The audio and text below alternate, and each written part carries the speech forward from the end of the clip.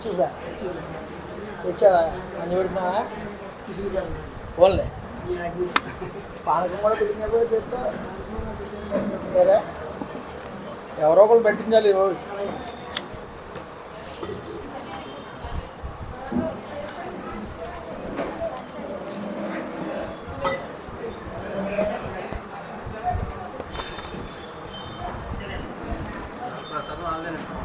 ఎవరిది విష్ణుమూర్తినండి మరి నేనే అది సింగర్గా ఎత్తున్నానండి సింగర్లో జాకెట్ ముక్కలు ఎత్తున్నాను ప్రసాదం అయితే వెళ్తాను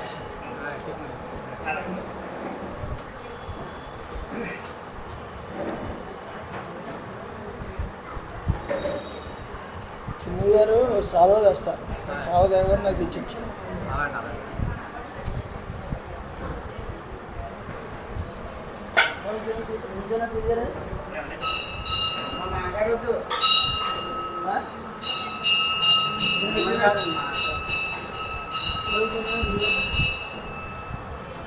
శుక్లాంబరధరం విష్ణుం శశివర్ణం చతుర్భుజం ప్రసన్నవదనం ధ్యాయేత్ సర్వవిఘ్నోపశాంతయే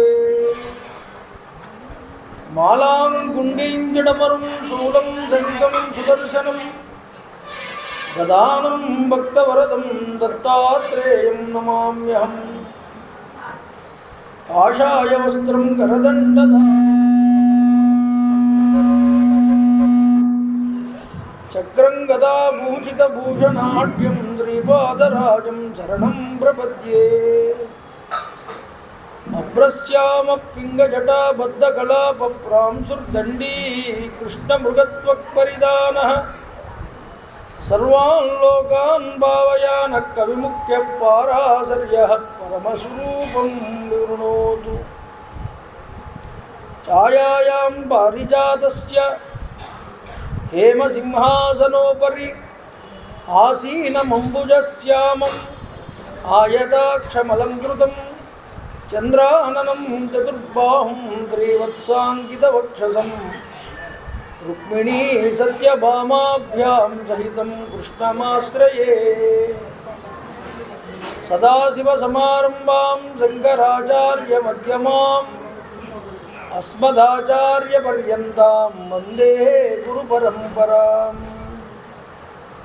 వైదేహీ సహితం సురద్రుమతలే హైమే మహామండపే మధ్యే పుష్పకమాసనే మణిమయే వీరాసనే సుస్థితం అగ్రే వాచయతి ప్రభంజనసుతే తత్వం మునిభ్యః పరం వ్యాఖ్యాంతం భరతాదిభిః పరివృతం రామం భజే శ్యామలం రామం రామానుజం సీతం భరతం భరతానుజం సుగ్రీవం వాయుసూనూం చ ప్రణమామి పునః పునః విమలపటి కమలకుటి పుస్తక రుద్రాక్షసస్తహస్తపుటి కామాక్షి పక్ష్మలాక్షి కలిత విపంచి విభాసి వైరించి మనోజవం మారుతతుల్యవేగం జితేంద్రియం బుద్ధిమతాం వరిష్టం వాతాత్మజం వానరయూధముఖ్యం శ్రీరామదూతం శిరసాన్నమామి హరి ఓం పరమేశ్వర స్వరూపమైన సభకి నమస్కారం సభాయే నమః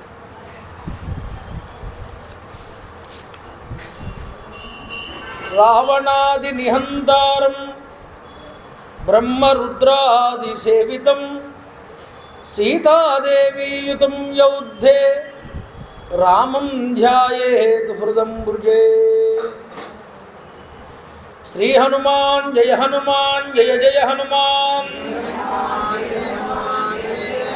శ్రీ హనుమాన్ జయ హనుమాన్ జయ జయ హనుమాన్ శ్రీ హనుమాన్ జయ హనుమాన్ జయ జయ హనుమాన్ రామ శ్రీరామ జయ రామ జయ జయ రామ శ్రీరామ జయ రామ జయ జయ రామ శ్రీరామ జయ రామ జయ జయ రామ రామ రామాయ నమః రామ్ రామాయ నమః రామ్ రామాయ నమః హరి ఓం.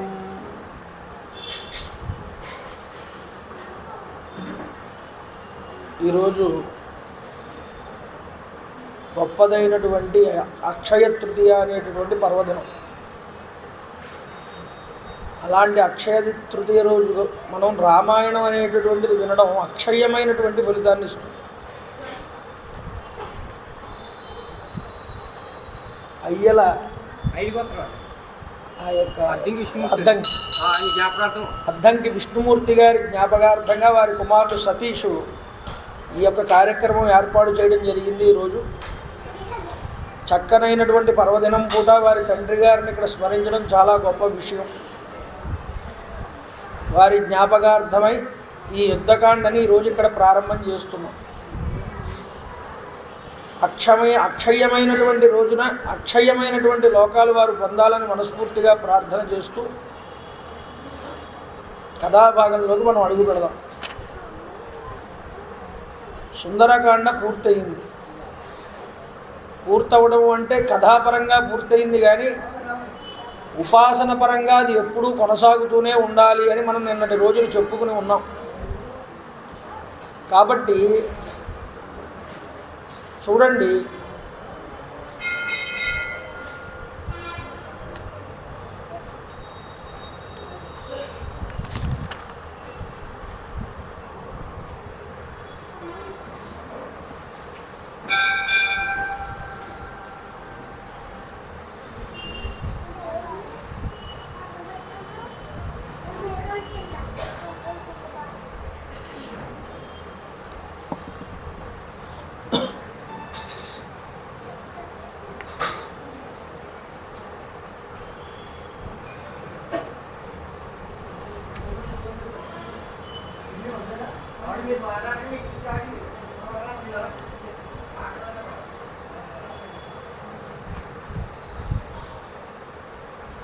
అయిపోతే స్టార్ట్ చేస్తాను.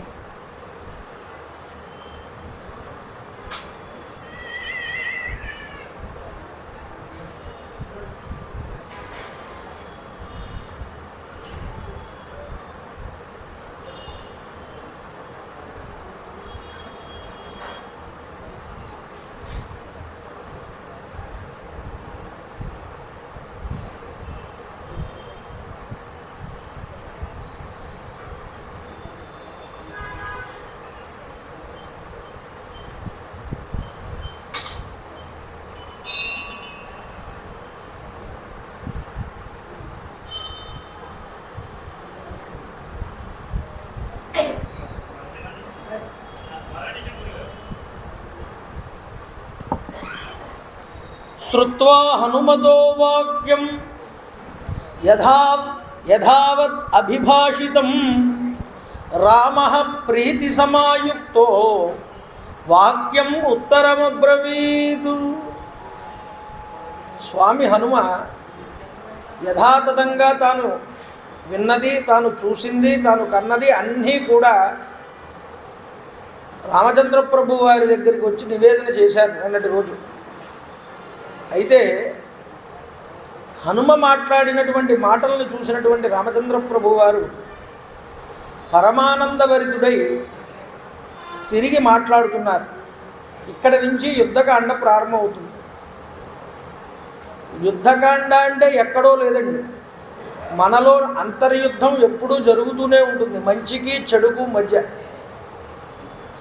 ఆ యుద్ధంలో ఎవరు నెగ్గితే వాళ్ళే నీ మీద ఆధిపత్యాన్ని వహిస్తారు. నీలో రావణుడున్నాడు, నీలో రాముడు ఉన్నాడు. రాముణ్ణి నగ్గిస్తే రాముడిలాగా ప్రవర్తిస్తావు, రావణుడిని నగ్గిస్తే రావణుడిలాగా ప్రవర్తిస్తావు. కాబట్టి ఎవరిని నగ్గించాలన్నది మన మీద ఆధారపడి ఉంటుంది, మన బుద్ధి మీద ఆధారపడి ఉంటుంది. స్వామి హనుమ గొప్ప విషయాన్ని తీసుకొచ్చి చెప్తే ఇక్కడ చెప్తున్నారు, కృతం హనుమతా కార్యం సుమహాద్భువి దుర్లభం మనసా అపి యధన్యేన నశక్యం ధరణీతలే. ఈరోజు హనుమ చేసినటువంటి ఘనకార్యం ఏదైతే ఉన్నదో అది నభూతో నా భవిష్యతి అన్నారు. అసలు హనుమ చేసినట్లుగా ఇటువంటి కార్యాన్ని ఎవరూ కూడా చేయలేరు అని. కాబట్టి ఏమిటి అంటే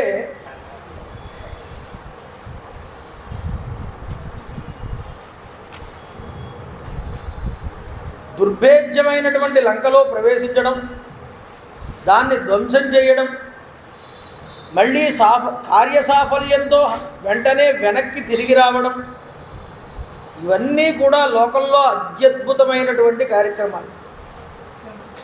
చూడండి, నహితం పరిపశ్యామి యస్తరేత మహార్ణవం అన్యత్ర గరుడాద్వాయో అన్యత్ర చ హనుమతః. సీతాదేవి ఏమి చెప్పిందో అదే మాట రామచంద్ర ప్రభు వారు కూడా చెప్పారు.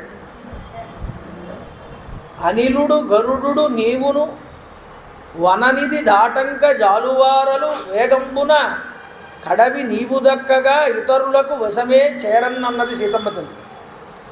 అదే మాట ఇక్కడ రామచంద్ర ప్రభు కూడా మాట్లాడారు. చూడండి, ఒక్క వాయుదేవుడికి గరుత్మంతుడికి ఓ హనుమ నీకు తప్ప ఇంతటి లవణ సముద్రాన్ని లంఘించగలిగేటటువంటి సామర్థ్యం మరొకటికి లేదయ్యా.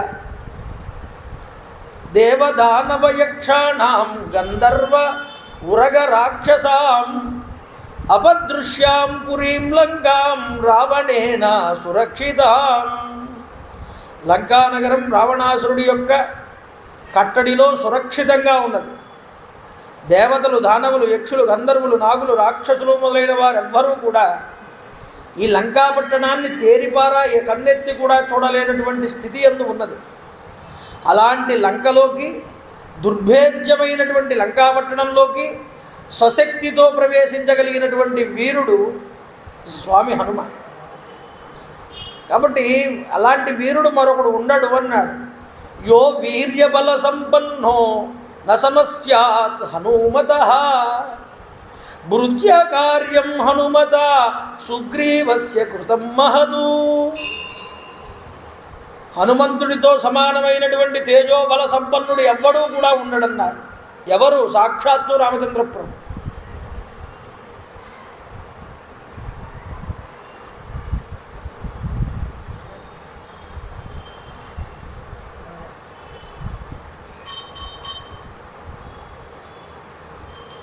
స్వయం విధాయ స్వబలం సదృశం విక్రమస్య చ.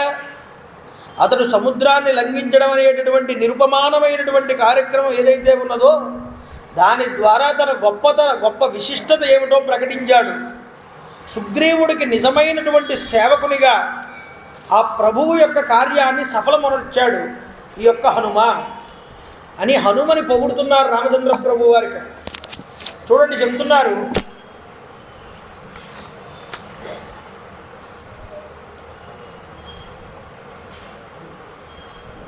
నియుక్తో యః పరం కార్యం నకుర్యాన్ నృపతే ప్రియ. దూత యొక్క కార్యం 3 విధాలుగా ఉంటుందయ్యా. మొదటివాడు ప్రథమ శ్రేణికి చెందినవాడు ఎలా చేస్తాడంటే ఏదైనా పని అప్పచెప్తే ఆ పనికి ఎటువంటి ఇబ్బంది లేకుండా ఆ పని పూర్తి చేసుకోవడమే కాకుండా పైన ఇంకా ఏదైనా చేయవలసినటువంటి అవసరమైన పనులు ఏవైనా ఉంటే వాటిని కూడా పూర్తి చేసుకుని వస్తాడు. వీడు ఉత్తమమైనటువంటి దూత అని పిలిచారు. ఇక మధ్యమ దూత అని ఒకడున్నాడు. వాడేం చేస్తాడు, ఇచ్చిన వారి పనిని మాత్రం అక్కడి వరకే చేసుకొస్తాడు. ఇక అధమదూత అని ఇంకొకడు ఉన్నాడు, వాడు ఇచ్చిన కార్యాన్ని కూడా చెడగొట్టుకుని వస్తాడు. కాబట్టి ఈరోజు హనుమ ఉత్తమమైనటువంటి దూతగా తన యొక్క కార్యాన్ని పూర్తి చేసుకొచ్చాడు అని చెప్పాడు. ఏష సర్వస్వభూతస్తు పరిష్వంగో అనూమతః మయా కాలమిమం ప్రాప్య దత్తస్తస్య మహాత్మనః. ఈ సందర్భంలో హనుమంతుడికి నేను ఇవ్వగలిగింది ఏముంది? రామచంద్ర ప్రభువు వారు అంటున్నారు చూడండి ఈ విషయాన్ని, నేనేమి ఇవ్వగలను ఆయనకి? నేను నా ఆలింగనని మాత్రమే ఇప్పుడు హనుమకి ఇవ్వగలను, ఈ మాటనే చెప్తున్నారు అని ఒక్కసారి లేచి నిలబడి రామచంద్ర ప్రభు వారు హనుమని దగ్గరికి తీసుకుని గాఢాలింగనం చేసుకున్నారట. రమా రమణ గోవింద గోవింద.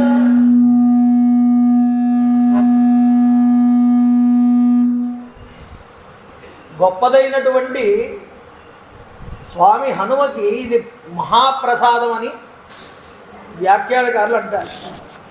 అయితే చూడండి, హనుమద్ రామాయణంలో స్వామి హనుమ అంటారు, రావయ్యా హనుమ, నిన్ను ఆలింగనం చేసుకోవాలి అని రామచంద్ర ప్రభు వారంటే, స్వామి నేను అవతల ఉన్నటువంటి లంకా పట్టణాన్ని నేను ఏమైనా పిండి చేశానా, లేదా దాన్ని పెకలించి తీసుకొచ్చానా, లేకపోతే రావణాసుడి 10 తలలు కూడా తరిగి నేను వాడి యొక్క శిరస్సులు నీకు తీసుకొచ్చి సమర్పించానా, లేకపోతే సీతమ్మని తీసుకొచ్చి నీకు నేను అప్పచెప్పానా? ఏమిటి స్వామి, నీ కౌగిలింత అనేటటువంటి ఒక బహుమతిని ఇవ్వడానికి నాకు ఏ అర్హత ఉన్నది స్వామి? ఇలాగా స్వామి రామచంద్ర ప్రభు వారిని అడిగి, నేను ఏం చేశానని రామచంద్ర ప్రభు వారు నన్ను ఇంతలా అనుగ్రహిస్తున్నారు అని ఆయన తన వినమ్రతమైనటువంటి తన యొక్క మనస్సుని చాటుకున్నాడు హనుమ. అంటే ఎంత సాధించినా ఒదిగి ఉండడం అనేటటువంటిది స్వామి హనుమ దగ్గర గొప్పదైనటువంటి విషయం. నేనింత చేశాను, మీరు నన్ను గుర్తించాలి అనే భావం కూడా ఆయన యందు లేదు. కాబట్టి చూడండి, ఒక్కసారి పులకిత గాత్రుడయ్యాట స్వామి హనుమ. రామచంద్ర ప్రభు ఆలింగన సౌభాగ్యం మొట్టమొదటిసారి కలిగింది స్వామి హనుమకి. చూడండి, హృదయానికి అద్దుకున్నాడు. ధ్యాత్వా పునరువాచేదం వచనం రఘునందనః ఇచ్చుక్త్వా ప్రీతిహృష్టాంగో రామస్తం పరిషస్వజే. హనుమంతుడి యొక్క శరీరం పులకిత గాత్రం అయింది. వేల కొలదిగా గల వానర సైన్యంతో నేను ఈ యొక్క సాగరాన్ని ఎలా దాటాలి అయ్యా హనుమ? సాగరాన్ని దాటాలి, సైన్యాన్ని కూడా వెంట పెట్టుకుని దాటాలి. చూడండి, ఏం చేస్తే బాగుంటుంది? నువ్వైతే దాటగలిగావు, మిగతా వాళ్ళు కూడా దాటద్దు. ఏం చెయ్యాలి అని అడిగారట రామచంద్ర ప్రభు గారు.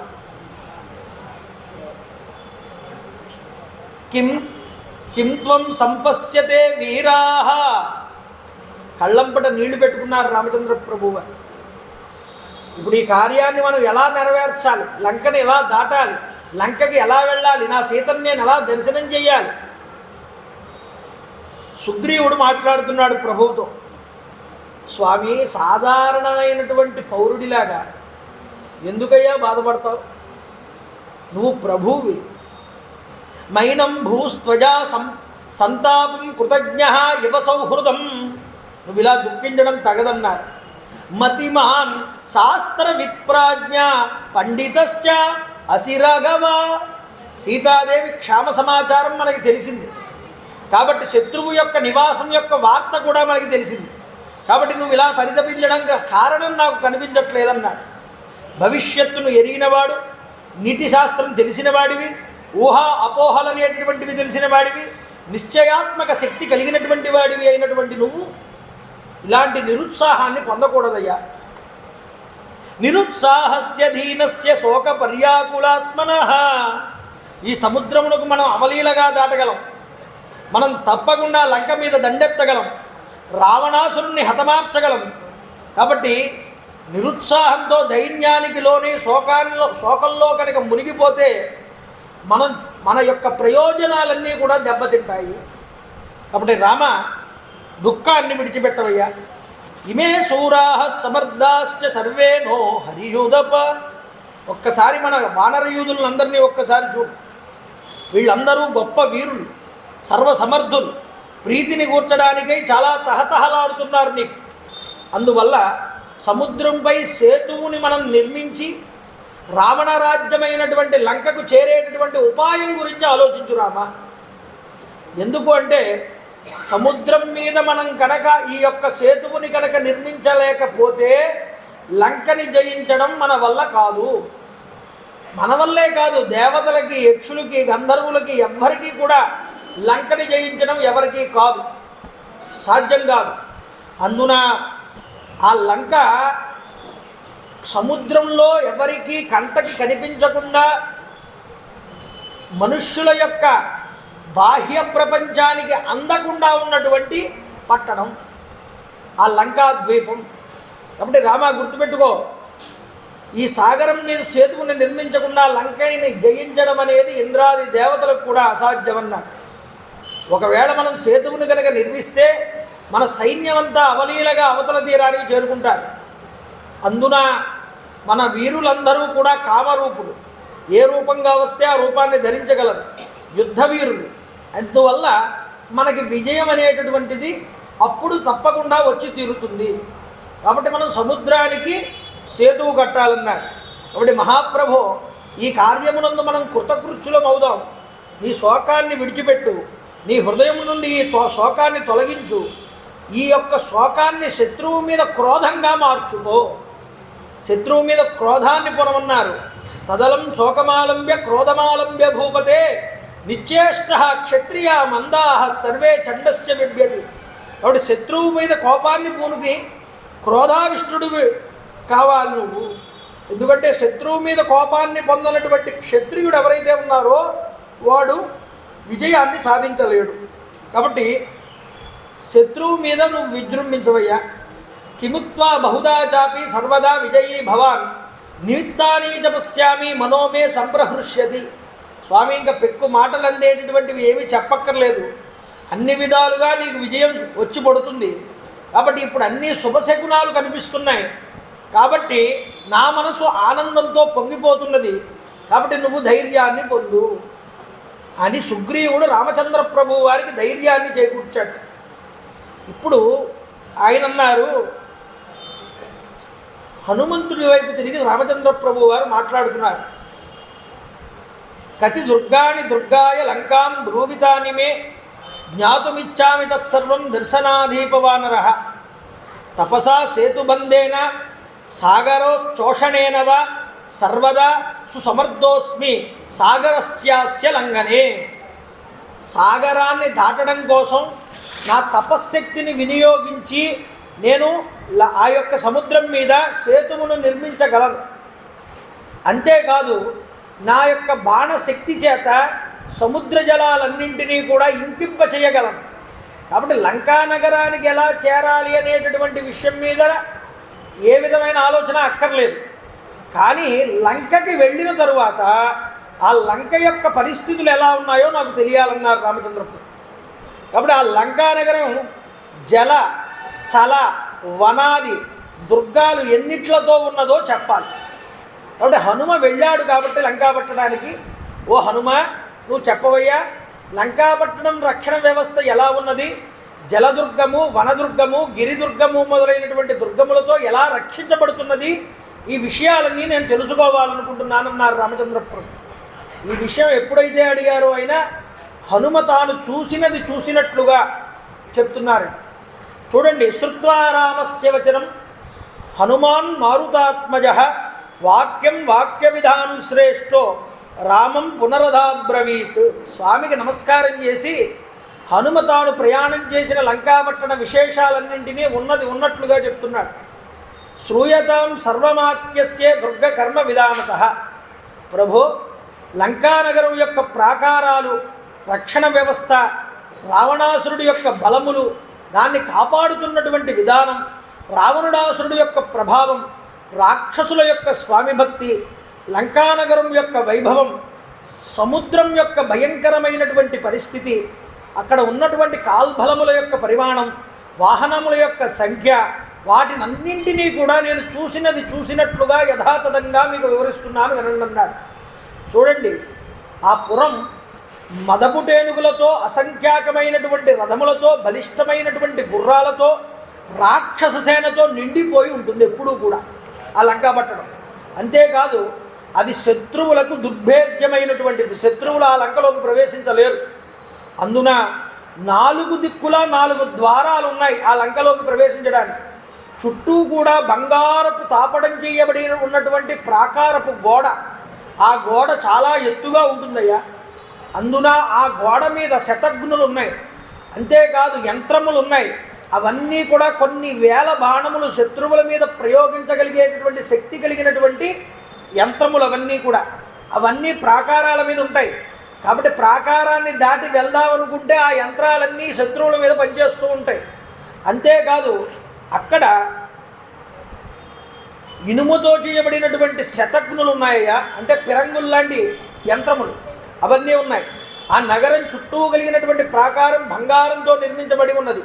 అది శత్రువులు అధిరోహించడానికి వీలు లేనటువంటిది. ఆ ప్రాకారానికి ముందర అగట్టలు ఉన్నాయి, కొన్ని కొలను లాంటివి ఉన్నాయి కింద. ఆ నీటి ప్రవాహాలు దాటితే కానీ మనం ఆ ప్రాకారపు ద్వారం దగ్గరికి చేరుకోలేము. అయితే ఆ ద్వారానికి మనం వెళ్ళడానికి, ఈ అగట్టలు దాటడానికి ఒక వంతెన నిర్మాణం, చెక్కతో చేయబడినటువంటి వంతెన నిర్మాణం ఉంటుంది. ఆ వంతెనని దాటితే కానీ మనం ద్వారం దగ్గరికి చేరుకోలేము. శత్రువులు కనుక ఎవరైనా కనుక వస్తే ఆ యంత్రాన్ని ఉపయోగించి ఆ వంతెన అనేటటువంటిది కిందకి దిగిపోతుంది. దిగిపోతే ఈ యొక్క వంతెన మీద ఉన్నటువంటి శత్రువులందరూ కూడా ఆ అగట్టల్లో పడిపోతారు. అలాంటి నిర్మాణం చేశాడు రావణాసురుడు. అంతేకాదు ఆ అగట్టలు నిరంతరము కూడా నీటితో నిండిపోయి ఉంటాయి. ఆ అగట్టలలో ముసళ్ళు, చేపలు తిరుగుతూ ఉంటాయి. అవి మనుషులు అందులో పడితే తినేస్తూ ఉంటాయి. అవి దాటితే కానీ వాడి ప్రాకారానికి వెళ్ళలేము. కాబట్టి నేనేం చేశాను అంటే వీటన్నింటినీ దగ్గరుండి పరిశీలించాను. నదులు, పర్వతాలు, అలాగే వనములు, కృత్రిమమైనటువంటి అగట్టలు, ప్రాకారములు మొదలైనటువంటి వాటి చేత దేవతలు కూడా ప్రవేశించలేనటువంటి విధంగా ఈ లంకాపట్టణం ఉన్నదిట. అయితే నౌకల మీద వెళ్దాము అనుకున్నా అక్కడికి చేరలేం. బాహ్య ప్రపంచానికి ఆ ఉనికే తెలియదు, ఆ లంకాపట్టణం యొక్క ఉనికి. అది త్రికూటాచల పర్వతం అనేటటువంటి పర్వతం మీద కట్టుదిడ్డంగా నిర్మించబడి ఉన్నది. తూర్పు ద్వారం దగ్గర 10,000 మంది కాపలా కాస్తూ ఉంటారు ఆ యొక్క లంకాపట్టణాన్ని. దక్షిణ ద్వారం దగ్గర 1,00,000 మంది రాక్షస యోధులు చతురంగ బలాలతో కాపాడుతూ ఉంటారు. అలాగే పశ్చిమ ద్వారం దగ్గర అక్కడ మనకి 10 లక్షల మంది రాక్షస యోధులు ఉంటారు. అలాగే ఉత్తర ద్వారం దగ్గరికి వచ్చేటప్పటికి మనం వెళ్ళేటప్పుడు మనకు ఎదురయ్యే ద్వారం అదే. అక్కడ కొన్ని కోట్ల మంది వానరులు ఆ యొక్క రాక్షసులు కాపలా కాస్తున్నారు. ఇలా చెప్పాడు. అంతేకాదు మరొక మాట చెప్తున్నారు. ఆ యొక్క లంకాపురం మధ్య భాగంలో 1000 కొలది 100 కొలది రాక్షస యోధులు కాపాడుతూ ఉంటారు. అజేయులైనటువంటి ఆ యోధుల యొక్క సంఖ్య 1,000,000కి మించి ఉంటుందయ్యా రామ. కాబట్టి అచటి ఉన్నటువంటి ఆ పరిగలు ఏవైతే ఉన్నాయో ఆ పరిగల మీద వంతెనలన్నింటినీ కూడా నేను భగ్నం చేశాను. అంటే ఎప్పుడైతే ఈ అగట్టలు ఏవైతే ఉన్నాయో ఈ అగట్టలు దాటడానికి వంతెనలు ఉన్నాయిగా, ఆ వంతెనలన్నింటినీ నేను విరగొట్టేశాను నేను మొన్న వెళ్ళినప్పుడు. అంతేకాదు ఆ అగట్టల నిండా కూడా నీళ్లుంటే రాళ్లతో ఆ అగట్టలన్నింటినీ నింపేశాను, మనం వెళ్ళడానికి వీలుగా ఉంటుంది తర్వాత. కాబట్టి అందులో ఉన్నటువంటి మొసళ్ళు అవి కూడా చచ్చాయి ఈ రాళ్ళన్నీ వేయడం వల్ల. వాటన్నింటినీ భగ్నం చేసి ఈ రాళ్లతో నింపడం జరిగిందయ్యా. అంతేకాదు మరొక విషయం చెప్తున్నాడండి, చూడండి. దగ్ధాచ నగరీలంక ప్రాకారశ్చ వసాదితాః. ఆ లంకనంతటినీ కూడా చాలా వరకు దగ్ధం చేశాను. సైన్యంలో 4వ భాగాన్ని నాశనం చేశాను. అయితే ఏదైనా ఒక ఉపాయం చేత మహాసముద్రాన్ని కనుక మనం దాటగలిగినట్లయితే మన వానరుల చేతిలో ఆ లంకాపట్టణం నేలపాలైనట్లే. కాబట్టి స్వామి, కాబట్టి ముందుగా మనం అవతల వైపుకి ఎలా వెళ్ళాలన్న దాని గురించి ఆలోచించాలన్నారు స్వామి హనుమ. తరువాత ఏమన్నారంటే మన యొక్క రాజ్యంలో, మన యొక్క సైన్యంలో అంగదుడు, ద్వివిధుడు, మైంధుడు, జాంబవంతుడు, పనసుడు, నలుడు, సేనాపతి నీలుడు మాత్రమే చాలు నన్ను అడిగితే. నువ్వు, నేను, లక్ష్మణస్వామి, సుగ్రీవుడు, మిగతా ఈ వానరులు, ముఖ్య వానరులు వెళ్ళి మనం విజయాన్ని సాధించుకురావచ్చేమోనని నాకు అనిపిస్తున్నది. కాబట్టి నేను అంచనా వేసిన దాన్ని బట్టి చెప్తున్నాను స్వామి అన్నారు స్వామి. అయితే ఈ మాటలన్నీ రామచంద్ర ప్రభు వారు విన్నారు. అయితే డెసిషన్ ఎవరు తీసుకోవాలి? రామచంద్ర ప్రభు. ఆయన ఏమన్నారంటే సుగ్రీవుడి వైపు తిరిగారట. హనుమ ఏం చెప్పాడో విన్నావా సుగ్రీవా అన్నారట అని. కాబట్టి మారుతి చెప్పినట్లుగా ఆ రక్షణ వ్యవస్థ అంతా కూడా మనం తెలుసుకున్నాం. కాబట్టి దాన్ని ధ్వంసం అనరించాలి మనందరం కూడా కలిసి.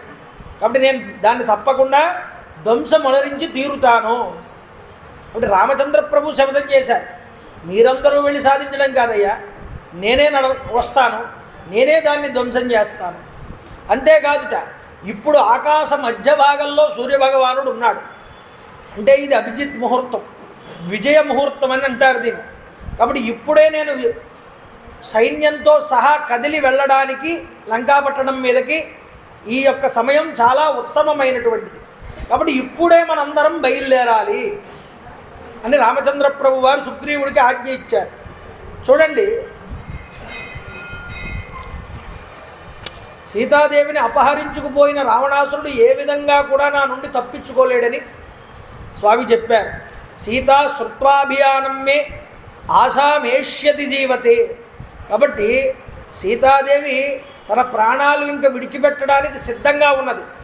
నెల రోజులు కూడా గడువు ఇవ్వలేదు. ఇంకా ఈ నెల రోజులే ఆవిడ శరీరాన్ని నిలబెట్టుకుని ఉంటుంది. కాబట్టి ఈ విషయాన్ని తలుచుకుంటూ ఉంటే నా మనసు ఇంకా వ్యధకి గురి చెందుతున్నది. కాబట్టి ఈరోజు ఉత్తర ఫల్గుని హెజ్యస్వస్తు హస్తేన యోక్షతే. ఈరోజు నక్షత్రం ఉత్తర ఫల్గుని, రేపు హస్త నక్షత్రం. ఈ రెండు నక్షత్రాలు కూడా యుద్ధానికి చాలా గొప్పదైనటువంటి నక్షత్రాలు. అందున ఉత్తర ఫల్గుని నక్షత్రం నాకు సాధంతారవుతుంది. కాబట్టి ఈరోజే నేను ప్రయాణం చేస్తానన్నారు రామచంద్ర. చేస్తానని నాకు అన్ని శుభశకునాలు కనిపిస్తున్నాయి. నా కుడి కన్ను అదురుతున్నది. కాబట్టి ఈ శకునాలని బట్టి నాకు విజయం అనేటటువంటిది వచ్చి తీరుతుందని అనిపిస్తున్నది అన్నారు. కాబట్టి ఉపరిష్టాదినయనం స్ఫూరమాణమిదం మమ విజయం సమనుప్రాప్తం సంసదేవా మనోరథం. ఈ విషయాలన్నీ చెప్పారు. అయితే మన యొక్క సైన్యం ముందరికి నడవాలి అంటే మన సైన్యాన్ని రక్షణ కాస్తూ నాలుగు వైపులా వానరులు తమ సైన్యాన్ని నడపాలన్నారు. అయితే తూర్పు దిక్కు వైపు మొట్టమొదట నీలుడు అనేటటువంటి వానరుడు 1,00,000 మంది సైన్యాన్ని ముందర పెట్టుకుని ముందు భాగంలో వెళ్ళాలన్నారు. ఎందుకు అలా వెళ్ళడం అన్నారు అంటే, ఓ నీలుణ్ణి పిలిచారు, నువ్వు సైన్యాన్ని ముందు భాగంలో ఉండి సైన్యాన్నంతటినీ మంచి మార్గం వైపుకు నడిపించాలయ్యా చెప్పారు. మార్గమునందు మనం వెళ్ళే మార్గమునందు మంచి మంచి ఫలములు సమృద్ధిగా దొరికేలాగా నువ్వు చూసుకోవాలి. చల్లని నీడనిచ్చేటటువంటి వనాలు ఉండాలి. చక్కటి జలాశయాలకి కొద ఉండకుండా ఉండాలి. అంతేకాదు వానరములకు ఇష్టమైనటువంటి మధువు తేనె దొరికేటట్లుగా అందుబాటులో ఉండేటట్లుగా అలాంటి ప్రదేశాల వైపు వానర జాతిని ముందరకి నడపాలి నువ్వు. కాబట్టి తూర్పు భాగం వైపు ముందర వైపు నువ్వు ఉండి జనులందరినీ కూడా నువ్వు నడిపించాలి ముందు భాగంలో. అంతేకాదు మనం వెళ్ళే భాగమునందు చక్కనైనటువంటి ఫలములు జలములు, రాక్షసులు ఎప్పుడూ కూడా వాటిని కలుషితం చేయడానికి ప్రయత్నం చేస్తూ ఉంటారు, మనల్ని దెబ్బతీయడానికి. కాబట్టి దొరికినటువంటి ఆహారాలను వెంటనే తినకుండా అవి బాగున్నాయా లేవా చూసుకుని అందరికీ పంచే వ్యవస్థని ఏర్పాటు చేయాలన్నారు. కాబట్టి నీలుడికి ఇచ్చారు ఈ బాధ్యతను అంతటినీ కూడా. అంతేకాకుండా అందరూ అనుక్షణము జాగరూకులై ఉండాలయ్యా. వెళ్ళేటటువంటి దారిలో మనం చెయ్యబోతున్నటువంటి యుద్ధం ఏదైతే ఉన్నదో ఈ యుద్ధం చాలా భయంకరమైనటువంటి యుద్ధం. కాబట్టి సాహసంతో పోరాడగలిగినటువంటి బలపరాక్రమ సంపన్నులైనటువంటి వారిని మాత్రమే మనతో తీసుకువెళ్దాం అని చెప్పారు. అందువల్ల ఏమిటి అంటే ఇక్కడ చెప్తున్నారు, యచ్చ ఫల్గు బలం కించిత్ తదత్రైవోపయుజ్యతాం ఏతద్దికృత్యాం ఘోరం నో విక్రమేణ ప్రయుజ్యతాం సాగరౌగ నివం భీమం ఆగ్రనీకం మహాబల కపిసింహ ప్రకర్షంతు శతశోధ సహస్రశః. అయితే ఇక్కడ మన యొక్క కిష్కిందా నగరంలో బాలుని, వృద్ధులని, బలహీనుల్ని ఈ కిష్కిందా నగరంలోనే విడిచిపెట్టేద్దాం. విడిచిపెట్టేసి బలయుక్త సంపన్నులైనటువంటి యవ్వనంలో ఉన్నటువంటి మంచి దృఢకాయులైనటువంటి యుద్ధానికి ఈ పోరుకి బాగా ఆకర్షితులై దాని యందు అభిమానంగా మేము చేయగలం అనేటటువంటి వాళ్ళు ఎవరైతే ఉన్నారో వాళ్ళు మాత్రమే, యుద్ధ కుశలత కలిగిన వాళ్ళు మాత్రమే ఈరోజు మాతో రండి అని ఒక ప్రకటన జారీ చేశారు జీవో. కాబట్టి అందరికీ అది జారీ వెళ్ళింది. వృద్ధులు, చిన్నపిల్లలు, అలాగే ఆరోగ్యం నలతగా ఉన్నవాళ్ళు వీళ్ళందరూ ఆగిపోయారట. మిగతా వానర సైన్యం అంతా రామచంద్ర ప్రభు వారితో కదిలింది. వాళ్ళు అక్కడి నుంచి కదిలి దక్షిణ దిశగా ప్రారంభమవుతున్నారు. అయితే సేనానాయకుడు వృషభుడు కుడివైపు నిలబడి రామచంద్ర ప్రభు వారికి కొంత లక్షల మంది సైన్యాన్ని వెంటబెట్టుకుని కాపు కాస్తున్నాడట. అలాగే గంధమాదనుడు అనేటటువంటి వానరవీరుడు ఎడం వైపున మొత్తం జనాన్ని ఈ యొక్క కపివరుల్ని వెంటబెట్టుకుని ఈ సైన్యానికి అంతటికీ ఎడం పక్క ఉన్నటువంటి ప్రదేశాన్ని అంతటినీ కాపుగా వస్తున్నాడు. ఇక సుగ్రీవ, నేను హనుమంతుడి యొక్క భుజాల మీద కూర్చుంటాను, లక్ష్మణుడు అంగదుడి యొక్క భుజాల మీద కూర్చుంటాడు. నువ్వు సార్వభౌమాధికారాన్ని పొంది ఉన్నటువంటి ప్రభువువి కాబట్టి నువ్వు పల్లకీలో రా. మనం ముగ్గురం వెళ్తూ ఉండగా మనకి వెనక భాగమునందు జాంబవంతుడు, సుషేనుడు, వేగదర్శి అనేటటువంటి వానరులు వెనక భాగాన్ని రక్షిస్తూ కొన్ని లక్షల మంది వానరాలతో వెనక్కాల వస్తారు. ఈ విధంగా దిశానిర్దేశం చేశారండి రామచంద్ర ప్రభు వారు. చేస్తే అందరూ కూడా బయలుదేరారు. విజయముహూర్తంలో బయలుదేరుతూ ఉంటే వేగంగా ఎగురుతున్నారట వానరులు, దూకుతున్నారట. ఈ చెట్ల నుంచి ఆ చెట్ల మీదకి ఎగురుతున్నారట. అలాగే ముందరికి వెళ్ళిపోతున్నారు. సుగ్రీవుడు, లక్ష్మణుడు రామచంద్ర ప్రభు వారిని శ్లాఘిస్తున్నారు అందరూ కూడా. ధర్మాత్ముడైనటువంటి ఆ ప్రభువు దక్షిణ దిశగా బయలుదేరాడయ్యా. దక్షిణ దిశగా ఏమున్నది? లంకాపట్టణం ఉన్నది. ఆ సముద్ర తీరం వైపుకు వెళ్తున్నారు. ఆ వానర ప్రముఖులందరూ కూడా తమకి జయమనేటటువంటిది తథ్యమని జై శ్రీరామ్ అని అందరూ కూడా జయ జయనాదాలు చేస్తున్నారట. సంతోషంతో పొంగిపోతున్నారట. సింహనాదాలు చేస్తూ దక్షిణం వైపుకు పరుగులు తీస్తున్నారు ఈ వానరులందరూ కూడా. అయితే చూడండి, తేనెలను తింటున్నారు, మధ్య మధ్యలో తీయగా పళ్ళను స్వీకరిస్తున్నారు. అలా స్వీకరిస్తూ రాముని చుట్టూ కలిగినటువంటి ఆ వానరులందరూ కూడా అంటున్నారట. చూడండి, రావణోనో నిహంతవ్య సర్వేచ రజనీచర. ఇక రావణాసురుడు అనేటటువంటి వాడు నా చేతుల్లో మూడిపోయింది, వాడిని నేను సంహారం చేసేస్తానని ఒక్కొక్క వానరుడు కూడా భీకరాలు పలుకుతున్నట్ట. జై శ్రీరామను అరుస్తున్నారట. అక్కడ రామచంద్ర ప్రభు వారు వినేటట్లుగా అంటున్నారట పక్కకు వచ్చి, రావణాసురుడు నా చేతుల్లో అయిపోయాడని. ఆ రామచంద్ర ప్రభు వారికి వినిపిస్తూ పక్క నుంచి వెళ్ళిపోతున్నారట ముందరగలా. చూడండి, ఆ హనుమ రామచంద్ర ప్రభు వారిని మోస్తున్నారు. ఆనందపడిపోతున్నాడు, కళ్ళంపట ఆనంద బాష్పాలు. స్వామిని నేను అధివసించారు స్వామి నా మీద అని ఎంతో ఆనందంతో ముందరకు వెళ్తున్నారట. 10 కోట్ల మంది వానరులు తమ చుట్టూ చేరి ఉండగా శతవలి అనేటటువంటి వానరవీరుడు ప్రముఖుడై సమస్త వానర సైన్యాన్ని రక్షిస్తున్నట్టండి. కేసరి, పనసుడు అనేటటువంటి వానర యోధులు 100 కోట్ల మంది అనుచరులతో సేనకి కుడిపక్కన చేరి రక్షణ కార్యాన్ని నిర్వర్తిస్తున్నారు. గజుడు, అర్కుడు అనేటటువంటి వారు వానర పరివారాలతో కూడి ఎడమ భాగాన్ని రక్షిస్తున్నారు. భల్లూక సైన్యంతో పరివృతమై ఉన్నటువంటి జాంబవంతుడు, సుషేనుడు సుగ్రీవుడి యొక్క నాయకత్వంలో వెనక భాగాన్ని ఉండి రక్షిస్తూ ముందరకు నడుస్తున్నారు. వానర ప్రముఖులందరూ కూడా ఈ విధంగా సాగిపోతూ మహావృక్షాలతో లతలతో అలరారుతున్నటువంటి గిరిశ్రేష్టమైనటువంటి సహ్యాద్రి అనేటటువంటి పర్వత శ్రేణికి చేరుకున్నారు. ఈ సహ్యాద్రి పర్వత శ్రేణికి చేరుకుని త్రోవలో బాగా వికసించినటువంటి పువ్వులతో కలకలలాడుతున్నటువంటి సరస్సులని, తటాకములని, వనముల్ని అన్నింటినీ చూసుకుంటూ వెళ్తున్నారట. అయితే ఇక్కడ ఒక రామశాసనం ఒకటి ఉన్నది. రామశాసనం ఏమిటి అంటే, రామస్య శాసనం జ్ఞాత్వా భీమకోపస్య భీతవత్ వర్జయన్ నగరాభ్యాసాన్ తదా జానపదానపి. మనం వెళ్ళేటటువంటి మార్గంలో ఎక్కడైనా నగరములు కానీ, జానపదములు కానీ, పల్లెటూర్లు కానీ, గ్రామాలు కానీ ఎదురైతే వాటిని మీదుగా మనం వెళ్ళడానికి వీలు లేదు. కాబట్టి ఆ ప్రజల్ని మనం ఇబ్బంది పెట్టడానికి వీలు లేదు. మన ప్రయాణం అంతా కూడా అరణ్యాల గుండా సాగాలి అని ముందుగానే రామచంద్ర ప్రభు వారు దిశానిర్దేశం చేశారు. అందువల్ల మన వానరుల వల్ల జనులు ఇబ్బంది పడకూడదు ఎక్కడా కూడా అని. కాబట్టి అలాగే వెళ్తున్నారట ముందరికి.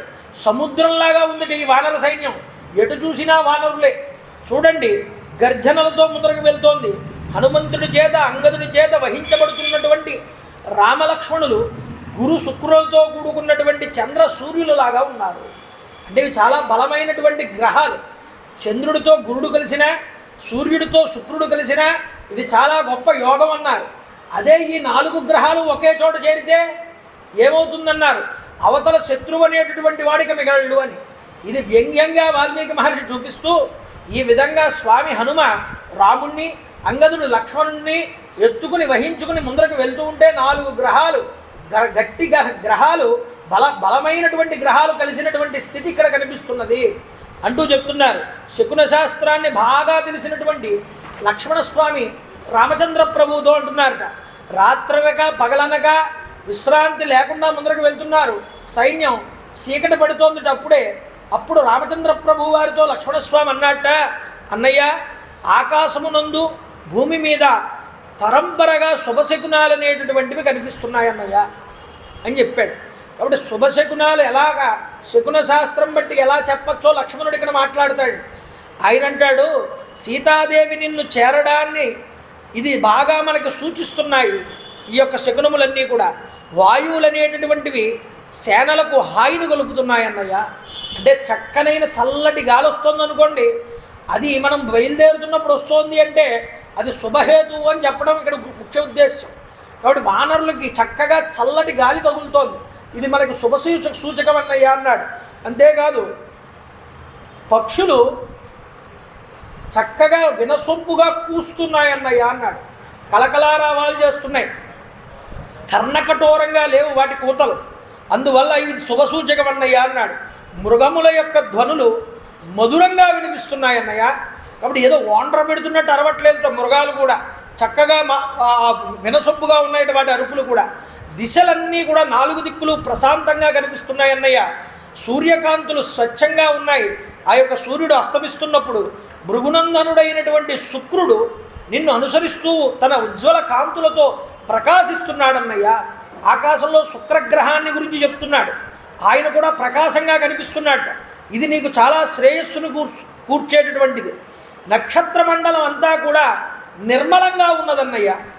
ఎటువంటి ధూళి దూసరములైనటువంటి ధూమకేతువు మొదలైనటువంటి తోకచిక్కులతో ఆవరించబడలేదు, నిర్మలంగా కనిపిస్తున్నది. అంతేకాదు సప్తర్షి మండలం సిద్ధులు మొదలైన వారందరూ ధ్రువ నక్షత్రానికి ప్రదక్షిణంగా తిరుగుతున్నారన్నయ్య. ఇది కూడా తేజరిల్లుతున్నది. ఇవన్నీ మనకు శుభసూచకాలన్నయ్యా అని చెప్తున్నారు లక్ష్మణస్వామి. అందున రాక్షసులకి బలమైనటువంటి నక్షత్రం ఏమిటి అంటే మూలా నక్షత్రం అంటే.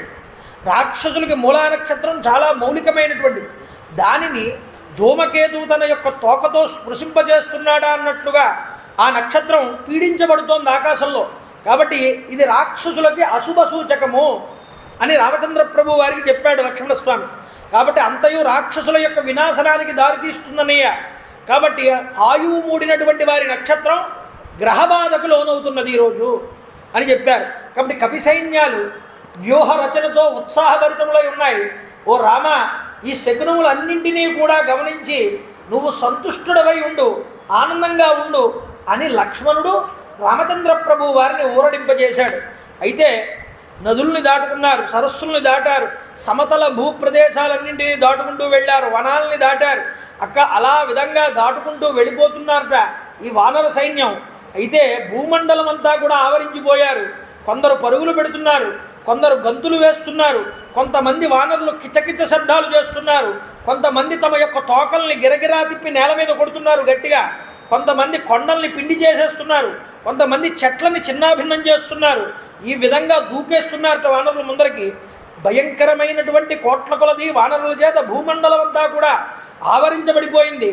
సుగ్రీవుడి యొక్క పర్యవేక్షణలో ఉన్నటువంటి ఆ వానర సైన్యం రాత్రింబవళ్ళు కూడా పరమ సంతోషంతో సాగిపోతూ ఆఖరికి సహ్యాద్రి నుండి దాటి మలయ పర్వతం మీదకి చేరుకున్నారు.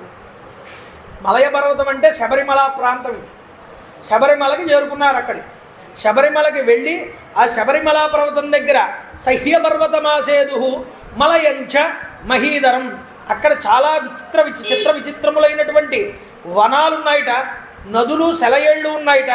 వాటన్నింటినీ వాళ్ళు చూశారటండి. ఆ వివిధ రకాలైనటువంటి చెట్లు, వాటి నుంచి వస్తున్నటువంటి ఫలాలు, తేనెలు, వీటన్నింటినీ కూడా స్వీకరిస్తున్నారు. ఎలుగుబంట్లు, సింహాలు, పెద్ద పులులు మొదలైనటువంటి విషసర్పాలు, నీటికాకులు, అలాగే పిట్టలు గుంపులుగా అక్కడ చేరి ఉన్నటువంటి అడవి పందులు, ఇలాంటి జంతువులన్నింటినీ కూడా చూసుకుంటూ వెళ్తున్నారట ఈ వానరులందరూ కూడా. అయితే జలాశయాలతో శోభిల్లుతున్నది ఈ యొక్క మలయ పర్వతం.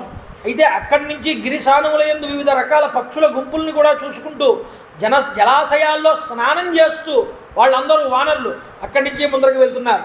సంతోషంతో ఆ రామచంద్ర ప్రభువు వారితో పాటు బయలుదేరారు వీళ్ళందరూ. అయితే మధుర ఫలాలన్నీ తింటున్నారు. ఇలా తింటూ ఆ మలయ పర్వతాన్ని దాటుకుని మహాబాహువు రాజీవ నేత్రుడు అయినటువంటి శ్రీరామచంద్ర ప్రభు వారు మహేంద్రగిరి పర్వతం దగ్గరికి చేరుకున్నారయ్యా. కన్యాకుమారి ప్రాంతం దగ్గరికి చేరుకున్నారు. చూడండి, అక్కడికి చేరుకుని దట్టమైన చెట్లతో విలసిల్లుతున్నటువంటి ఆ గిరిశిఖరం పైకెక్కారట.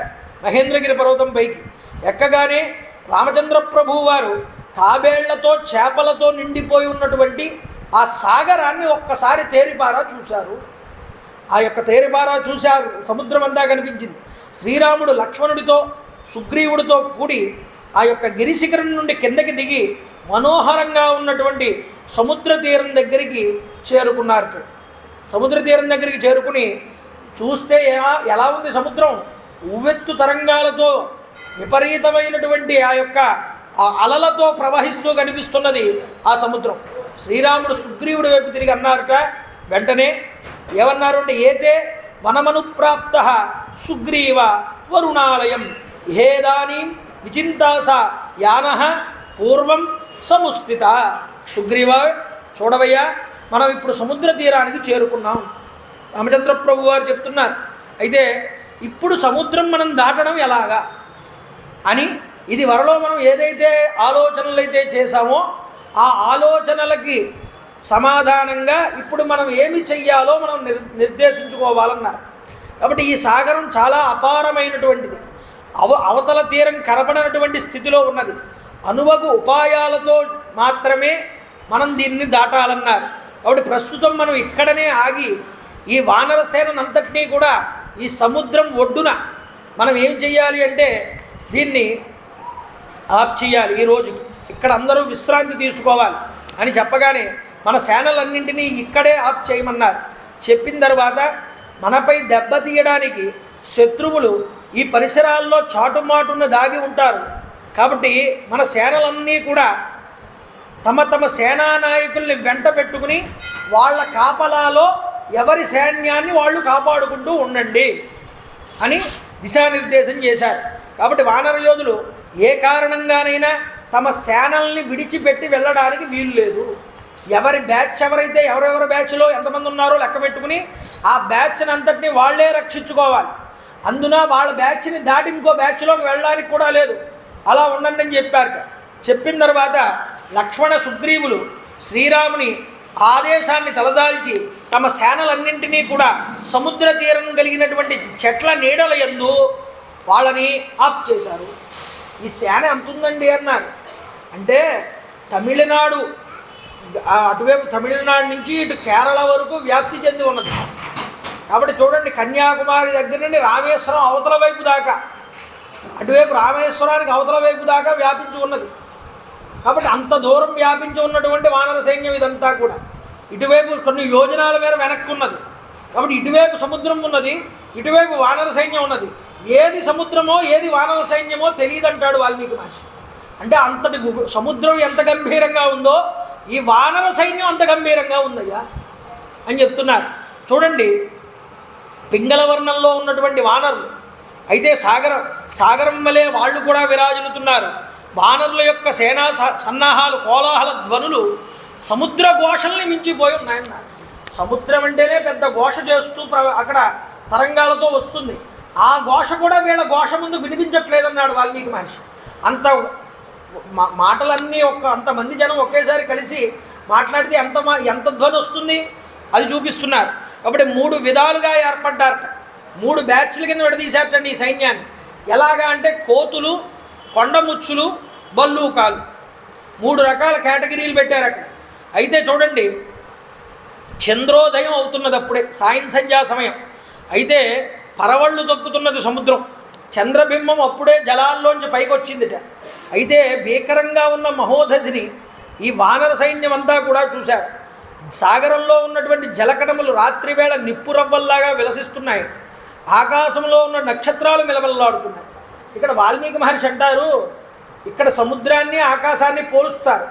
సముద్రం ఎలా ఉన్నది, ఆకాశం ఎలా ఉన్నది అని. సముద్రం మహాసర్పాల చేత సంచరిస్తున్నదిట, ఆకాశంలో సర్పాకృతితో రాహుకేతువులు సంచరిస్తున్నారట. ఇలా ఉన్నదిట. అయితే సాగరము ఆకాశము ఈ రెండూ కూడా లోతైనటువంటివే, గంభీరమైనటువంటివే. వాటి లోతు ఇది అని చెప్పడానికి వీల్లేదు. అంతేకాదు ఆర్ణవము అంబరమునకు ఎట్టి అంతరము కూడా కనిపించట్లేదు. సముద్రం ఆకాశం జలశోభితమై ఒప్పుచున్నాయా అన్నట్టుగా కనిపిస్తున్నది. సముద్రం ముత్యాలతో నిండిపోతే ఆకాశం నక్షత్రాలతో నిండిపోయింది. కాబట్టి దానికి దీనికి తేడా లేదయ్యా. ఆకాశం అటు ఇటు కదులుతున్న మేఘాల చేత వ్యాప్తమై ఉన్నది. సాగరం తుళ్ళిపడుతున్నటువంటి తరంగ పంక్తులతో అలరారుతున్నది. ఆకాశంలో మేఘాలు తిరుగుతూ ఉంటే అటు ఇటు, సముద్రంలో తరంగాలు తిరుగుతున్నాయి అటు ఇటు. అదే తేడా అన్నారు. అంతేకాదు రెండింటికి మధ్య తారతమ్యం మనకి కనిపించదు. ఇదే సాతు నీలేన విధివత్ స్వరక్షా సుసుమాహితా.